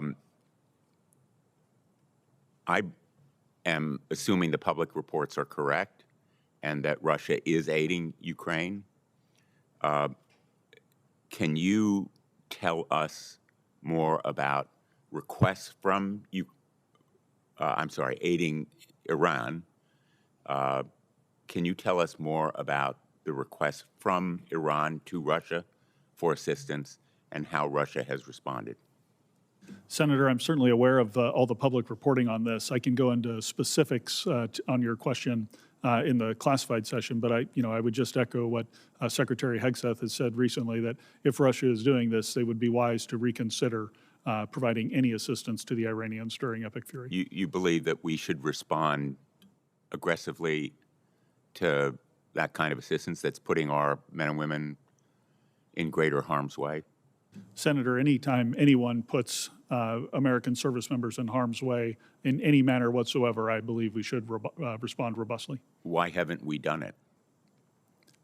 Senator, I am confident that we are responding robustly to anyone who is assisting the Iranians with targeting U.S. forces. Perhaps you can tell us more in a classified setting? Yes, sir. I'd be happy to elaborate. Thank you. Thank you very much, Senator Budd. Thank you, Chairman. General Grynkewich, it's good to see you. Thanks for the meeting yesterday, very informative. You know, much of the discussion of the Russia-Ukraine wars, it's focused just on those two countries. But I want to talk about other nations that are assisting the Russians, if you will. Talk about North Korea's role in this conflict and the threat that they posed, and also about the Iranian contribution today and even prior to Operation Epic Fury. Yep, Senator, you bet. One of the things that we watch very closely is how some of our competitors around the globe will work with each other when they share interests, and we've certainly seen that with the North Koreans and the Iranians and the Russians.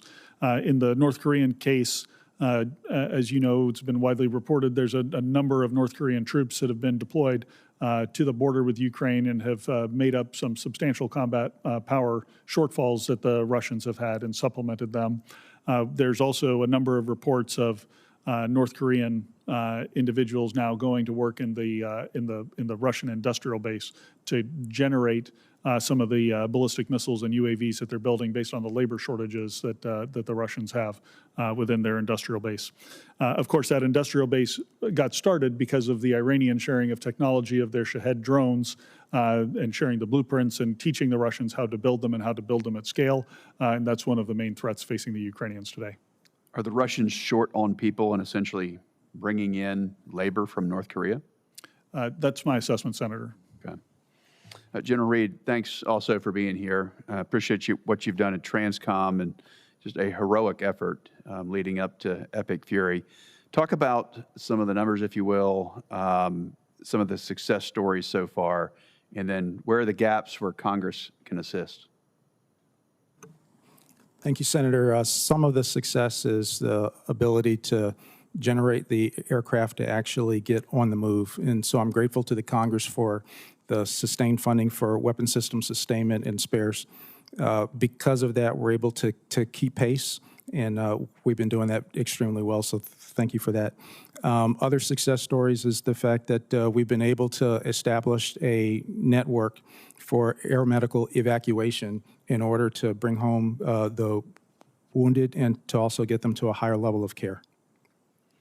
Thank you. What concerns does Transcom have regarding Chinese and Russian naval deployments and commercial investments in ports across the globe? For the Russian deployments, we monitor those. We maintain an awareness of where they're going and make assessments in terms of what capabilities they may be seeking. When it comes to the Chinese fleet deployments, we do the exact same, but we also go one step further to track their footprint, infrastructure, and what types of things that they put in place, mainly in seaports. So we keep a very close eye on their electronic systems, cranes, and that type of thing. We work with port authorities to make sure that we know where those are, and then we operate in ways to circumvent that. So at this point, General Reed, are those adversaries, are they limiting your ability at Transcom to enable logistics around the globe? Currently, they are not. We plan for that. Thank you. General Grynkewich, how is our air domain awareness in the Russia-Ukraine conflict throughout EUCOM?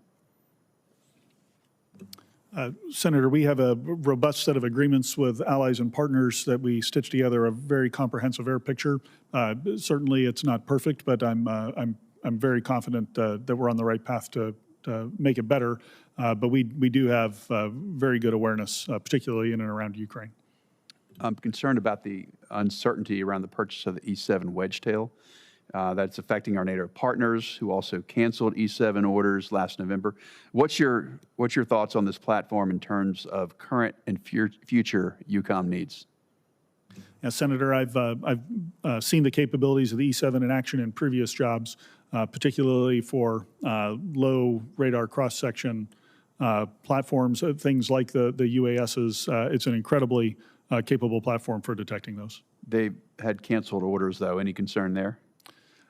Senator, I am concerned. On the alliance side, the E-3 fleet is aging. It's about 50% combat effective, as many of the aircraft are in depot. The alliance does need a replacement aircraft. The E-7 was the plan for a while, but now we're looking at other options based on affordability and who is purchasing the E-7. Depending on where the United States goes, considering the E-7 in the future, it may be back on the table or it may not, but we're looking at it closely. Thank you, Chairman. Thank you very much. Senator Hirono. Thank you, Mr. Chairman. General Grynkewich noted that the Russian people are probably not given accurate information on Russia's war against Ukraine. So I do think that it is very important for the American people to know what is happening with regard to Iran. So before I begin my questions, I'd like to take a moment to highlight for the American people the cost of this president's reckless decision to take our country into war with Iran without congressional authorization.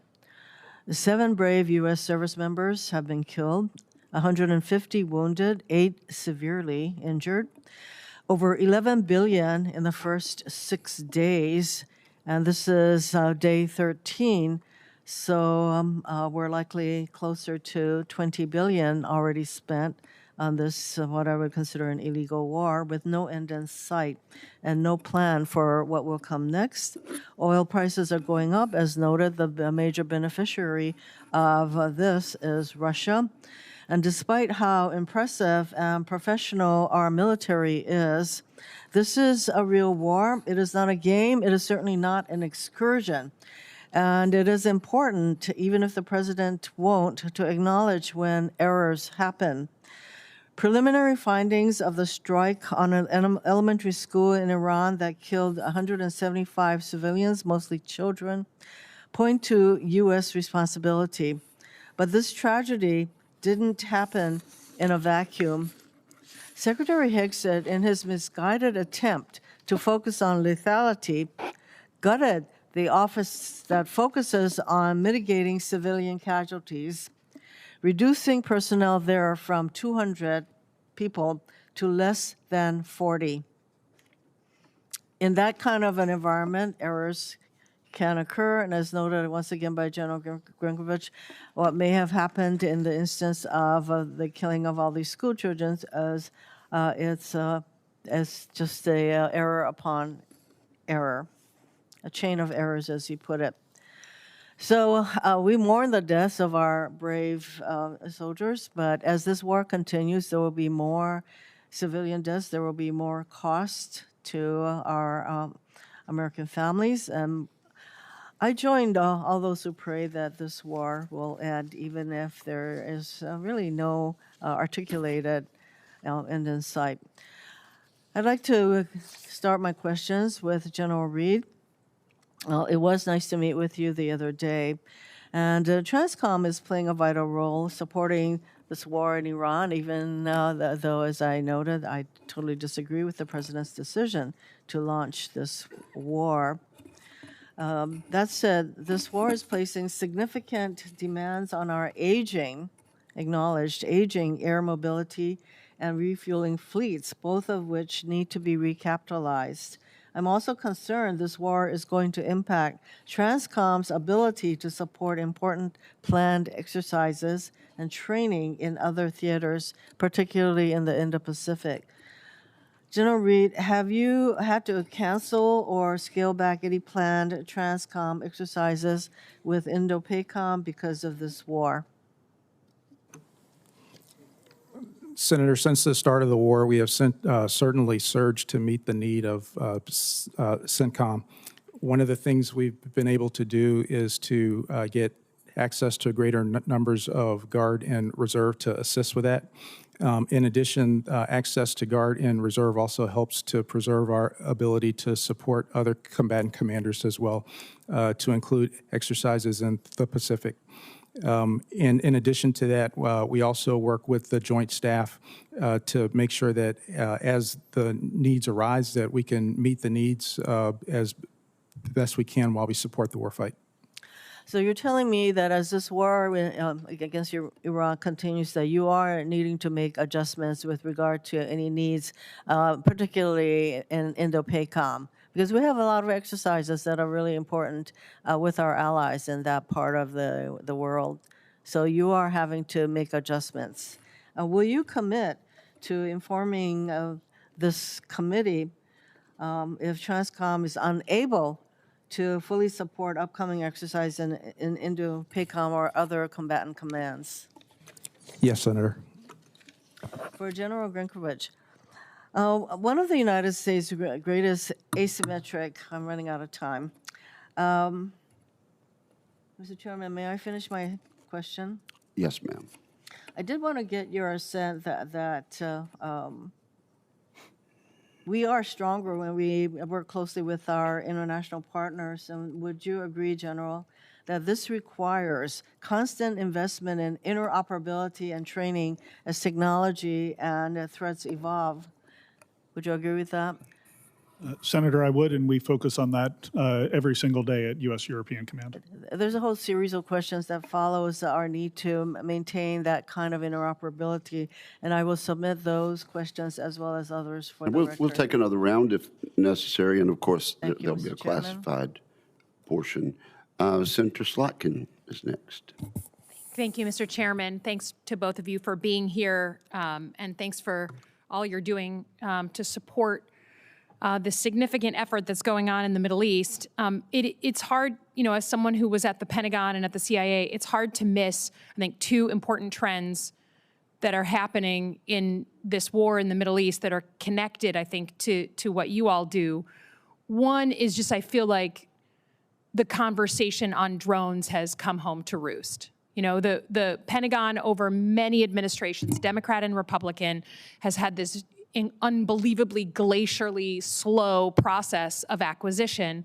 And so even though we know that the drones we build are big and expensive and take 2 years to build and they're $30 million and you can buy them off Amazon, we just haven't been able to get them into the doctrine, into the force in a serious way. And now I feel like, unfortunately, we're paying the price for that. This is a different chapter in American warfare with the Shahed drones from Iran killing American forces, hitting U.S. embassies, hitting civilian targets in, I think, 11 other countries, evading our air defenses, which are set up for much bigger projectiles. And then we've had, I think, according to press reports, 11 MQ-9s downed in the course of 2 weeks. The Iranians are figuring out how to bleed us with money and with time, to the point where we now have Ukrainian advisors coming from Ukraine to train us, right? Because they're the experts. And it's not for either of you two to respond to, but I just feel like, you know, we need to understand that warfare has fundamentally changed. And if Iran is able to hold us at bay and continue that power projection, you know, we keep hearing that the reason why, or one of the reasons why we went to this war is because of Iran's power projection. They're now holding the Persian Gulf at bay. We can't move ships through it. And they're able to use low-cost drones, $20,000 to $50,000 each, to kill U.S. forces. So I hope this is in a moment of inflection for the Pentagon, for all of us, that unless we understand how to more quickly get our acquisition system to be responsive, we're going to continue to lose our soldiers. And I hope that's a major lesson that we're all learning. The second one is the role of Russia and China in supporting Iran. And I know we can't talk about it in an open setting, but there's press reports that the Russians are helping target U.S. ships and aircraft. And I just hope we can all be on the same page. And certainly in Europe, you understand the threat of Russia, that if Russia is helping to kill U.S. forces, we have crossed a Rubicon. We are in another moment, and that we have to take decisive action on that. And instead, we're giving them breaks on oil. They're making a ton of money.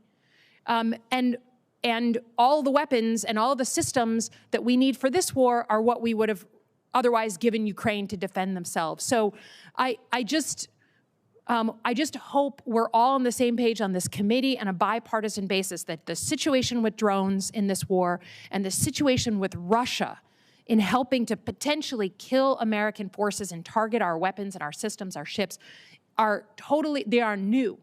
And we need to adjust to that new reality. Can you just tell me in my last minute here, General Grynkewich, I'm concerned that we're going to lose a lot of capabilities out of Europe, and then this administration's never going to put them back in. Can you talk about the importance of capability in Europe? Yes, Senator, thanks. I think having capability in Europe ultimately provides options for this administration or any administration in the event of a conflict. And, you know, I would highlight that in my opening statement, I talked about one of the missions of U.S. European Command is to serve as a power projection platform. And so it is having capabilities in Europe, munitions in Europe that allow us to help U.S. Africa Command to target terrorists in Africa, or to help U.S. Central Command as they execute Operation Epic Fury. And so, you know, the distances are shorter, it's less expensive, and it's much easier to project power with our network of bases and allies. I would just say American power is still important, and deterrence is the best option, and the way we do that is with capabilities. If anyone thinks that Vladimir Putin is deterred when we leave Europe, I would love to sell them a bridge. Thanks very much. I yield back. Thank you, Senator Slotkin. Senator Banks. General Grynkewich, we hear a lot from Democrats often about how our European allies don't trust us, they don't like us, President Trump has pushed them away. but could you talk for a minute about what President Trump has taught us in Operation Epic Fury about how to bring our European allies on board? It seems like there's a lot of good news here of our European allies coming to the table to help us out. Yes, Senator. I would tell you that by and large, the vast majority of our European allies, especially at the military level, which is where I engage most often, have been extremely supportive. They've provided access basing and overflight that enables General Reed's operations to refuel aircraft coming from the United States, or the great amount of logistics that flow through Europe. It's really been incredible to see. There's certainly some discussions in the press about allies who did not move quick enough or who did not provide the access that we wanted. But I would tell you that under the tip of that iceberg, there's much more support in Europe for the things that are ongoing in the Middle East right now. What do we make of it? What do we learn from that? Sir, I think that the relationships we have with our European allies matter. I think they admire what the U.S. military is able to do. I think many nations, of course, recognize, as several senators have mentioned, the threat that Iran has played over the years. You know, I reflect on my time in Iraq during the defeat ISIS operations in 2019 to 2020, and our European allies were side by side with us. And the biggest threat to us was not actually ISIS; it was Iranian threat network, backed forces that were in Iraq attacking and killing U.S. and European forces. And so I think on the military level, many of us understand that threat and understand the menace that it poses. Can you give us a quick thumbnail on an update on NATO's strength and what we're seeing from our allies stepping up to the plate to do more? Yes, Senator, you bet. This coming year, we'll have 5 or 6 allies that will already be at or near the 5% Hague spending commitments.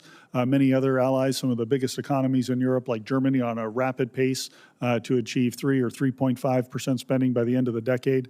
So there's plenty of appetite and plenty of understanding that a more balanced and strong European pillar within the NATO alliance to complement what America has done for so many years is essential, and that it will make for a stronger and more healthy alliance moving forward. This is really good news, right? And compared to years in the past where the NATO is stronger and has more money and doing more to step up to the plate to support all of our shared causes, right? I agree, Senator. One thing that I am concerned about, though, with our NATO allies is their reliance on Chinese technology that could compromise the security of critical infrastructure that impacts our forces, U.S. forces. Thanks to President Trump's leadership, NATO allies have committed to spending 5% of GDP, as you just discussed, on their security, including 1.5% on defense-related activities. If allies use part of this funding to rip and replace high-tech Chinese technology, how would that contribute to EUCOM's mission?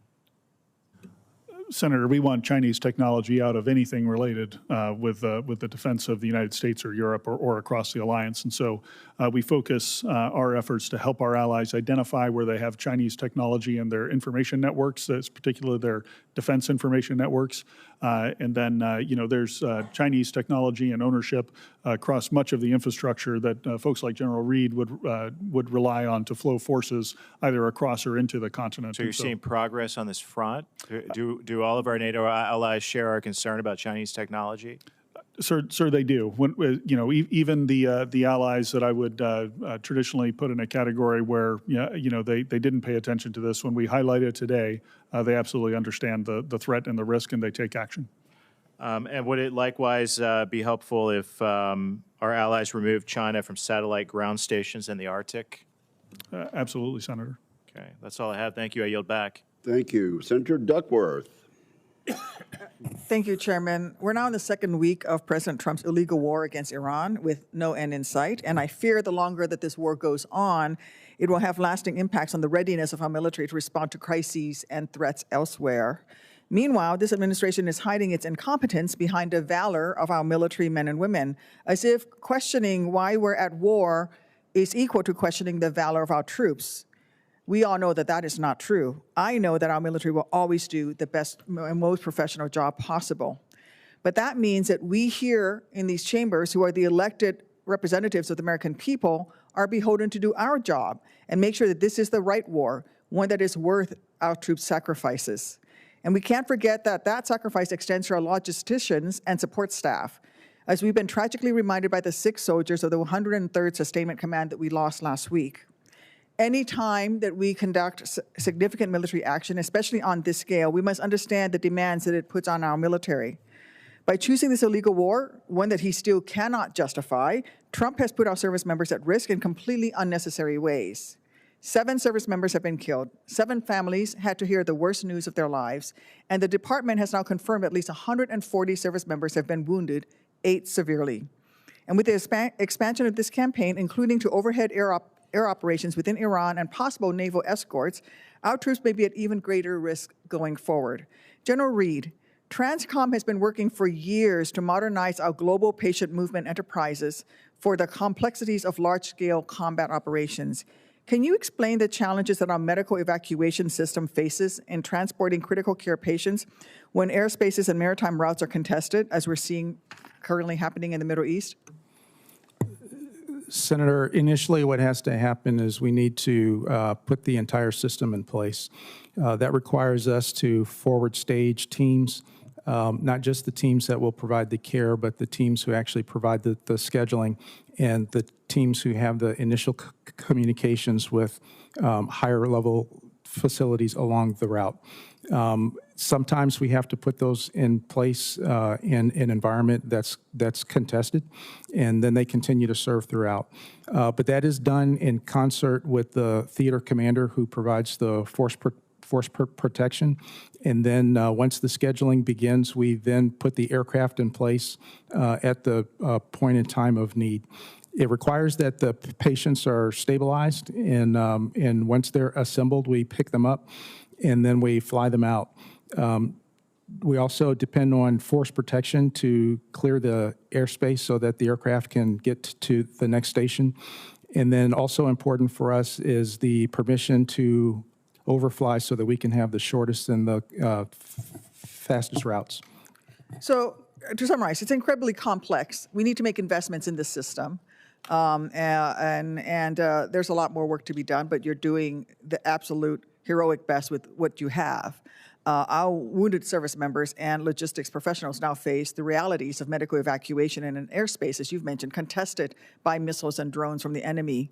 I don't believe Trump considered these risks when he chose this war without understanding how it would spread in the region. And I know they're not investing in medical readiness in the Indo-Pacific, where despite the real possibility of military conflict, actually in our national interest, we have actually less medevac experience and much greater distances to cover. Similarly, is the same situation in Africa. Even before this war, the department underinvested in our medical evacuation system, which is why I've advocated for years to give Transcom and the services the resources that you need to rapidly adapt to future contested environments. These gaps will only widen as we continue to strain our system. General Reed, can you speak to the importance of secure connectivity and the potential impacts, I mean, both logistically, for logistical support, but also its potential impacts on existing gaps to this essential medical evacuation mission? You and I discussed this a little bit the other day. Yes, Senator, what's important is making sure that we can pass the information on the status of each person that we attend to. Being able to make sure that that information gets established at the point, but also forwarded to the next station. That way we can have the proper physician with the proper care and proper equipment to attend to them. As we continue to press for more secure communications, then we will make sure that there is no drop in the care. Are you facing some challenges right now? We are facing challenges in terms of secure funding. Okay, thank you. This administration's inexcusable poor planning in the lead up to this war of choice has only exacerbated the toll on our logistics system. General Grynkewich, I would not ask you to speak to current operations, but in your experience, do you agree that coordinating with allies and partners before an operation is critical to ensuring that our air assets have the necessary logistical nodes for rest and refueling to reduce the strain on our aging aerial refueling tanker fleet? Senator, there's always a balance in terms of when you do the coordination, if you have the luxury of it based on operational security concerns to engage with allies and partners and secure access basing and overflight ahead of time, that is incredibly valuable, but there's a host of factors that may limit your ability to do that. Thank you, Senator Dugworth. Senator Warren. Thank you, Mr. Chairman. So on February 28th, Donald Trump launched his war against Iran. By March 1st, Iranian strikes had hit at least 6 surrounding countries. But all the Trump administration said to Americans in the region was, exercise caution. On March 2nd, the State Department finally told Americans in over a dozen countries to evacuate, but gave no real guidance on how to do that. As thousands of flights were canceled, the State Department initially told Americans to, quote, not rely on the U.S. government for assistance, departure, or evacuation. Let's be clear. The Trump administration chose this war. They planned this war for months, and they made no plans to safeguard hundreds of thousands of Americans in the region. There is no excuse for this. And I just want to draw a comparison here. In 2006, the State Department requested support from DOD just 2 days into the war in Lebanon. Transcom arranged ships, commercial charter, and military flights for nearly 15,000 Americans. So, General Reed, let me ask you, if the Secretary of State and the Secretary of Defense asked Transcom for help to evacuate Americans, would you provide that support? Senator, I would. Thank you. So, General Reed, we're almost 2 weeks into this war. Have Secretary Rubio and State Department made any requests for Transcom to help evacuate Americans out of the Middle East? Senator, on the 28th of February, the Department of State made a request to my department for that, and we have provided some assistance. So you're saying they made that request back on February 28th? Yes, Senator. So when we called them yesterday, they said they had not asked you for assistance. Can you explain why that would be so? Senator, I cannot explain that. I just don't understand this. And you have been helping them all this time?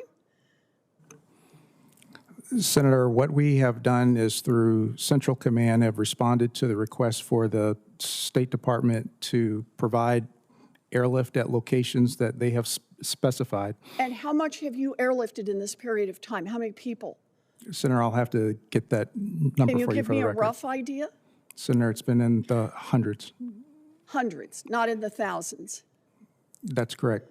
But I will say that as we continue to watch the situation, there have been other flights and other opportunities for American citizens to get out of the way. Some of that has been by ground transportation, and some of it has been by commercial charters by the State Department. Are you saying you're not doing more because you think that Americans who are in the region are currently being adequately served by commercial flights and private vehicles out of the region? Is that what you're saying? Senator, what I'm saying is we have responded to requests for specific tasks in conjunction with the commercial flights and what Transcom is providing. There are a number of ways to get our citizens out of harm's way. Okay, and what I'm trying to understand is why you're not doing more, because I'm hearing from my constituents who are stranded there, who've been stranded there for 2 weeks, and they're asking for help, and they're not getting help from the U.S. government. And you're telling me that you're not helping because you think they've got plenty of other ways to get out of the region?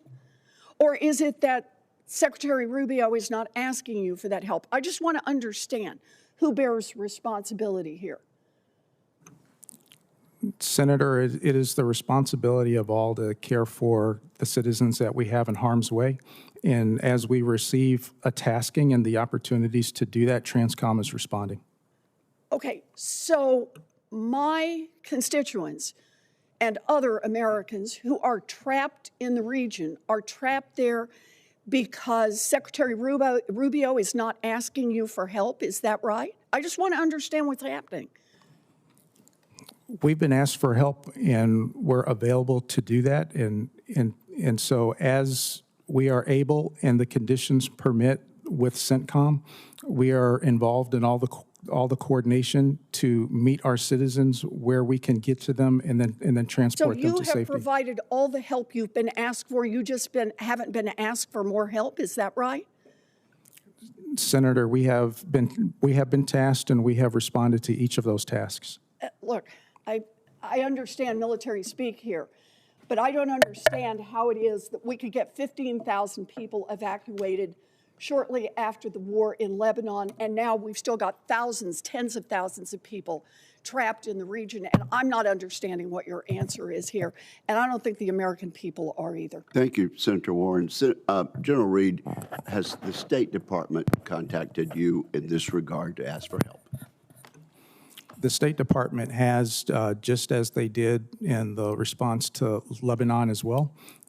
During that time, there were provisions to get people out by sea lift and charter, and so the amount of people who left with Transcom help as well as State Department charter. Thank you very much, Senator Peters. Thank you, Mr. Chairman. General Reed, as you're fully aware, the Straits of Hormuz is a strategic choke point in the Middle East with nearly 1/5 of the global petroleum and 3.5 trillion cubic feet of liquefied natural gas annually transits the Straits. The Straits closure that we're seeing right now has left about 1,000 vessels stuck in the Persian Gulf. 2 tankers were set ablaze just this morning. And even before these attacks, the uncertainty have caused gas prices to skyrocket, oil trading up to $120 a barrel this weekend and still at elevated levels and likely to continue to go up.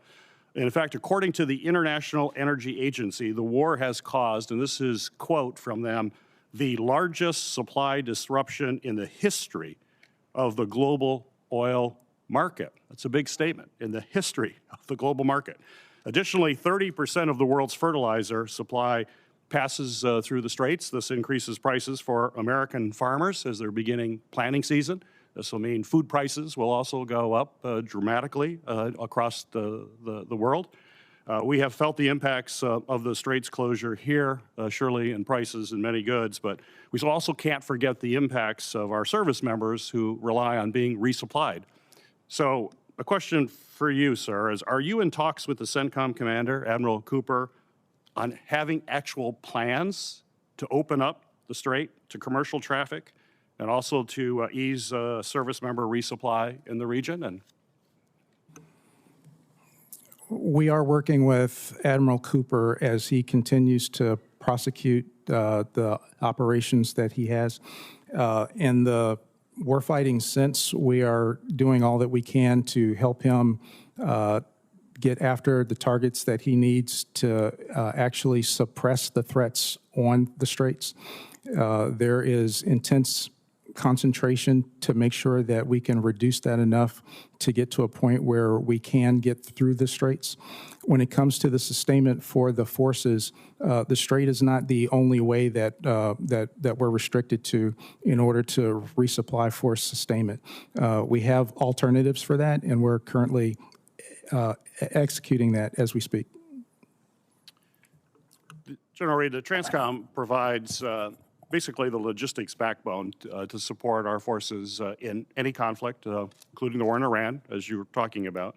But this means not only moving troops into the region, but also ensuring they have food, fuel, and munitions. And we talked about this issue at length on an office call.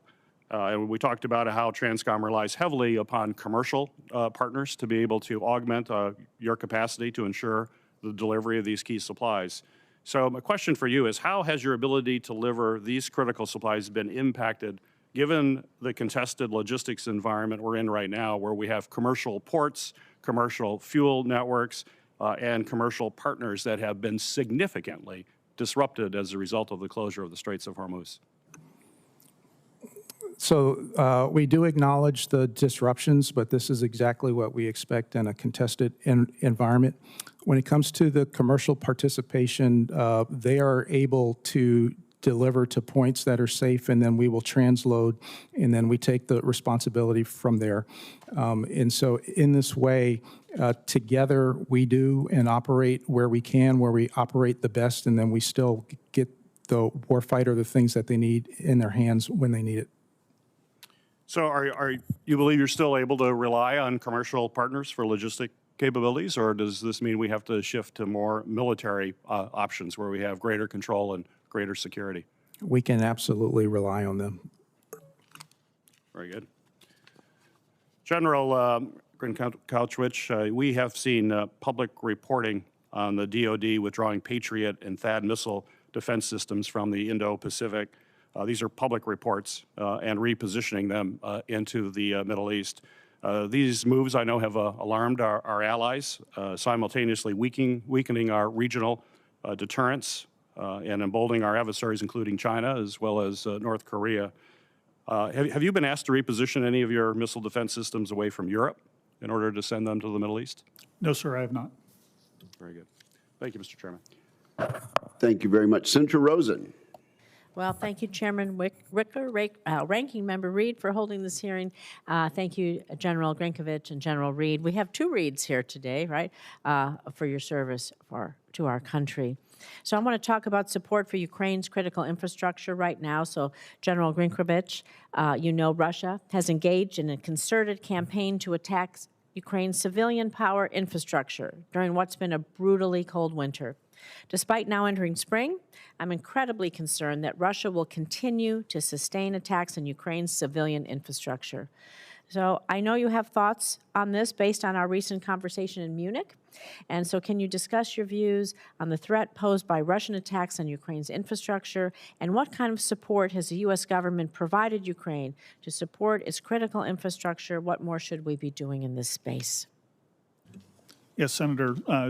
As you alluded to, there were a number of attacks over the coldest winter in decades in Eastern Europe against the Ukrainian civilian infrastructure. This included their electrical grid. At times during this period, we saw down to just a couple of hours of electricity per day in Kyiv, as an example. And then attacks on the thermo heating plants as well. Cutting heat to large swaths of many of the cities across Ukraine. So, you know, what I would say is I think that these attacks were broadly intended to put pressure on the civilian population to then pressure the government of Ukraine to come to a agreement to end the war. And what I've observed over the course of studying air power in history is that anytime you attack a civilian population, you usually end up finding that it just hardens their resolve. We take this all the way back to the London Blitz in World War II. Right. The Brits just had a stiff upper lip and kept on fighting. And I think that's what we've seen in Ukraine as well. Moving forward, I am watching very carefully to see now that it is warming up, do the Russians continue these attacks on that civilian electrical and thermal infrastructure, or do they shift to other targets yet? At this point, it's still unclear, but we're watching it closely. Thank you. We'll be looking forward to updates from that. I also want to talk about NATO cyber preparedness, because NATO Secretary General Mark Rutte, they warned that Russia could be ready to use military force against NATO within 5 years. So as you know, Russia's cyber capabilities were core to its invasion and continued war with Ukraine. Russia is demonstrating a growing willingness to employ cyber aggression towards NATO. I'm glad that NATO hosts an annual cyber exercise. Locked Shields, the world's largest multinational cyber defense exercise, has begun to strengthen its cyber capabilities by creating the Integrated Cyber Defense Center, but that's not going to be operational until 2028. So, General Grynkewich, how are you and Cybercom working with our NATO allies, Ukraine, European partners, to enhance our cybersecurity capabilities, our cooperation, particularly with those less cyber-capable nations, because that puts us all at risk and makes us more vulnerable to our adversaries?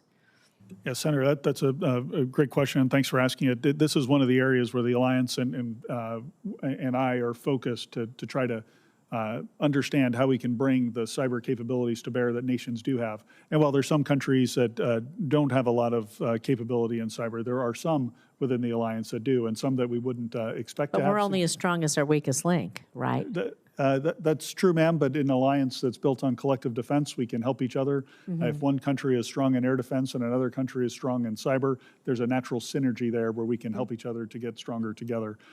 In the classified session, I'd be happy to give you some details on who the main players are, but we are working to modernize how we access those cyber effects and can use them in a potential conflict.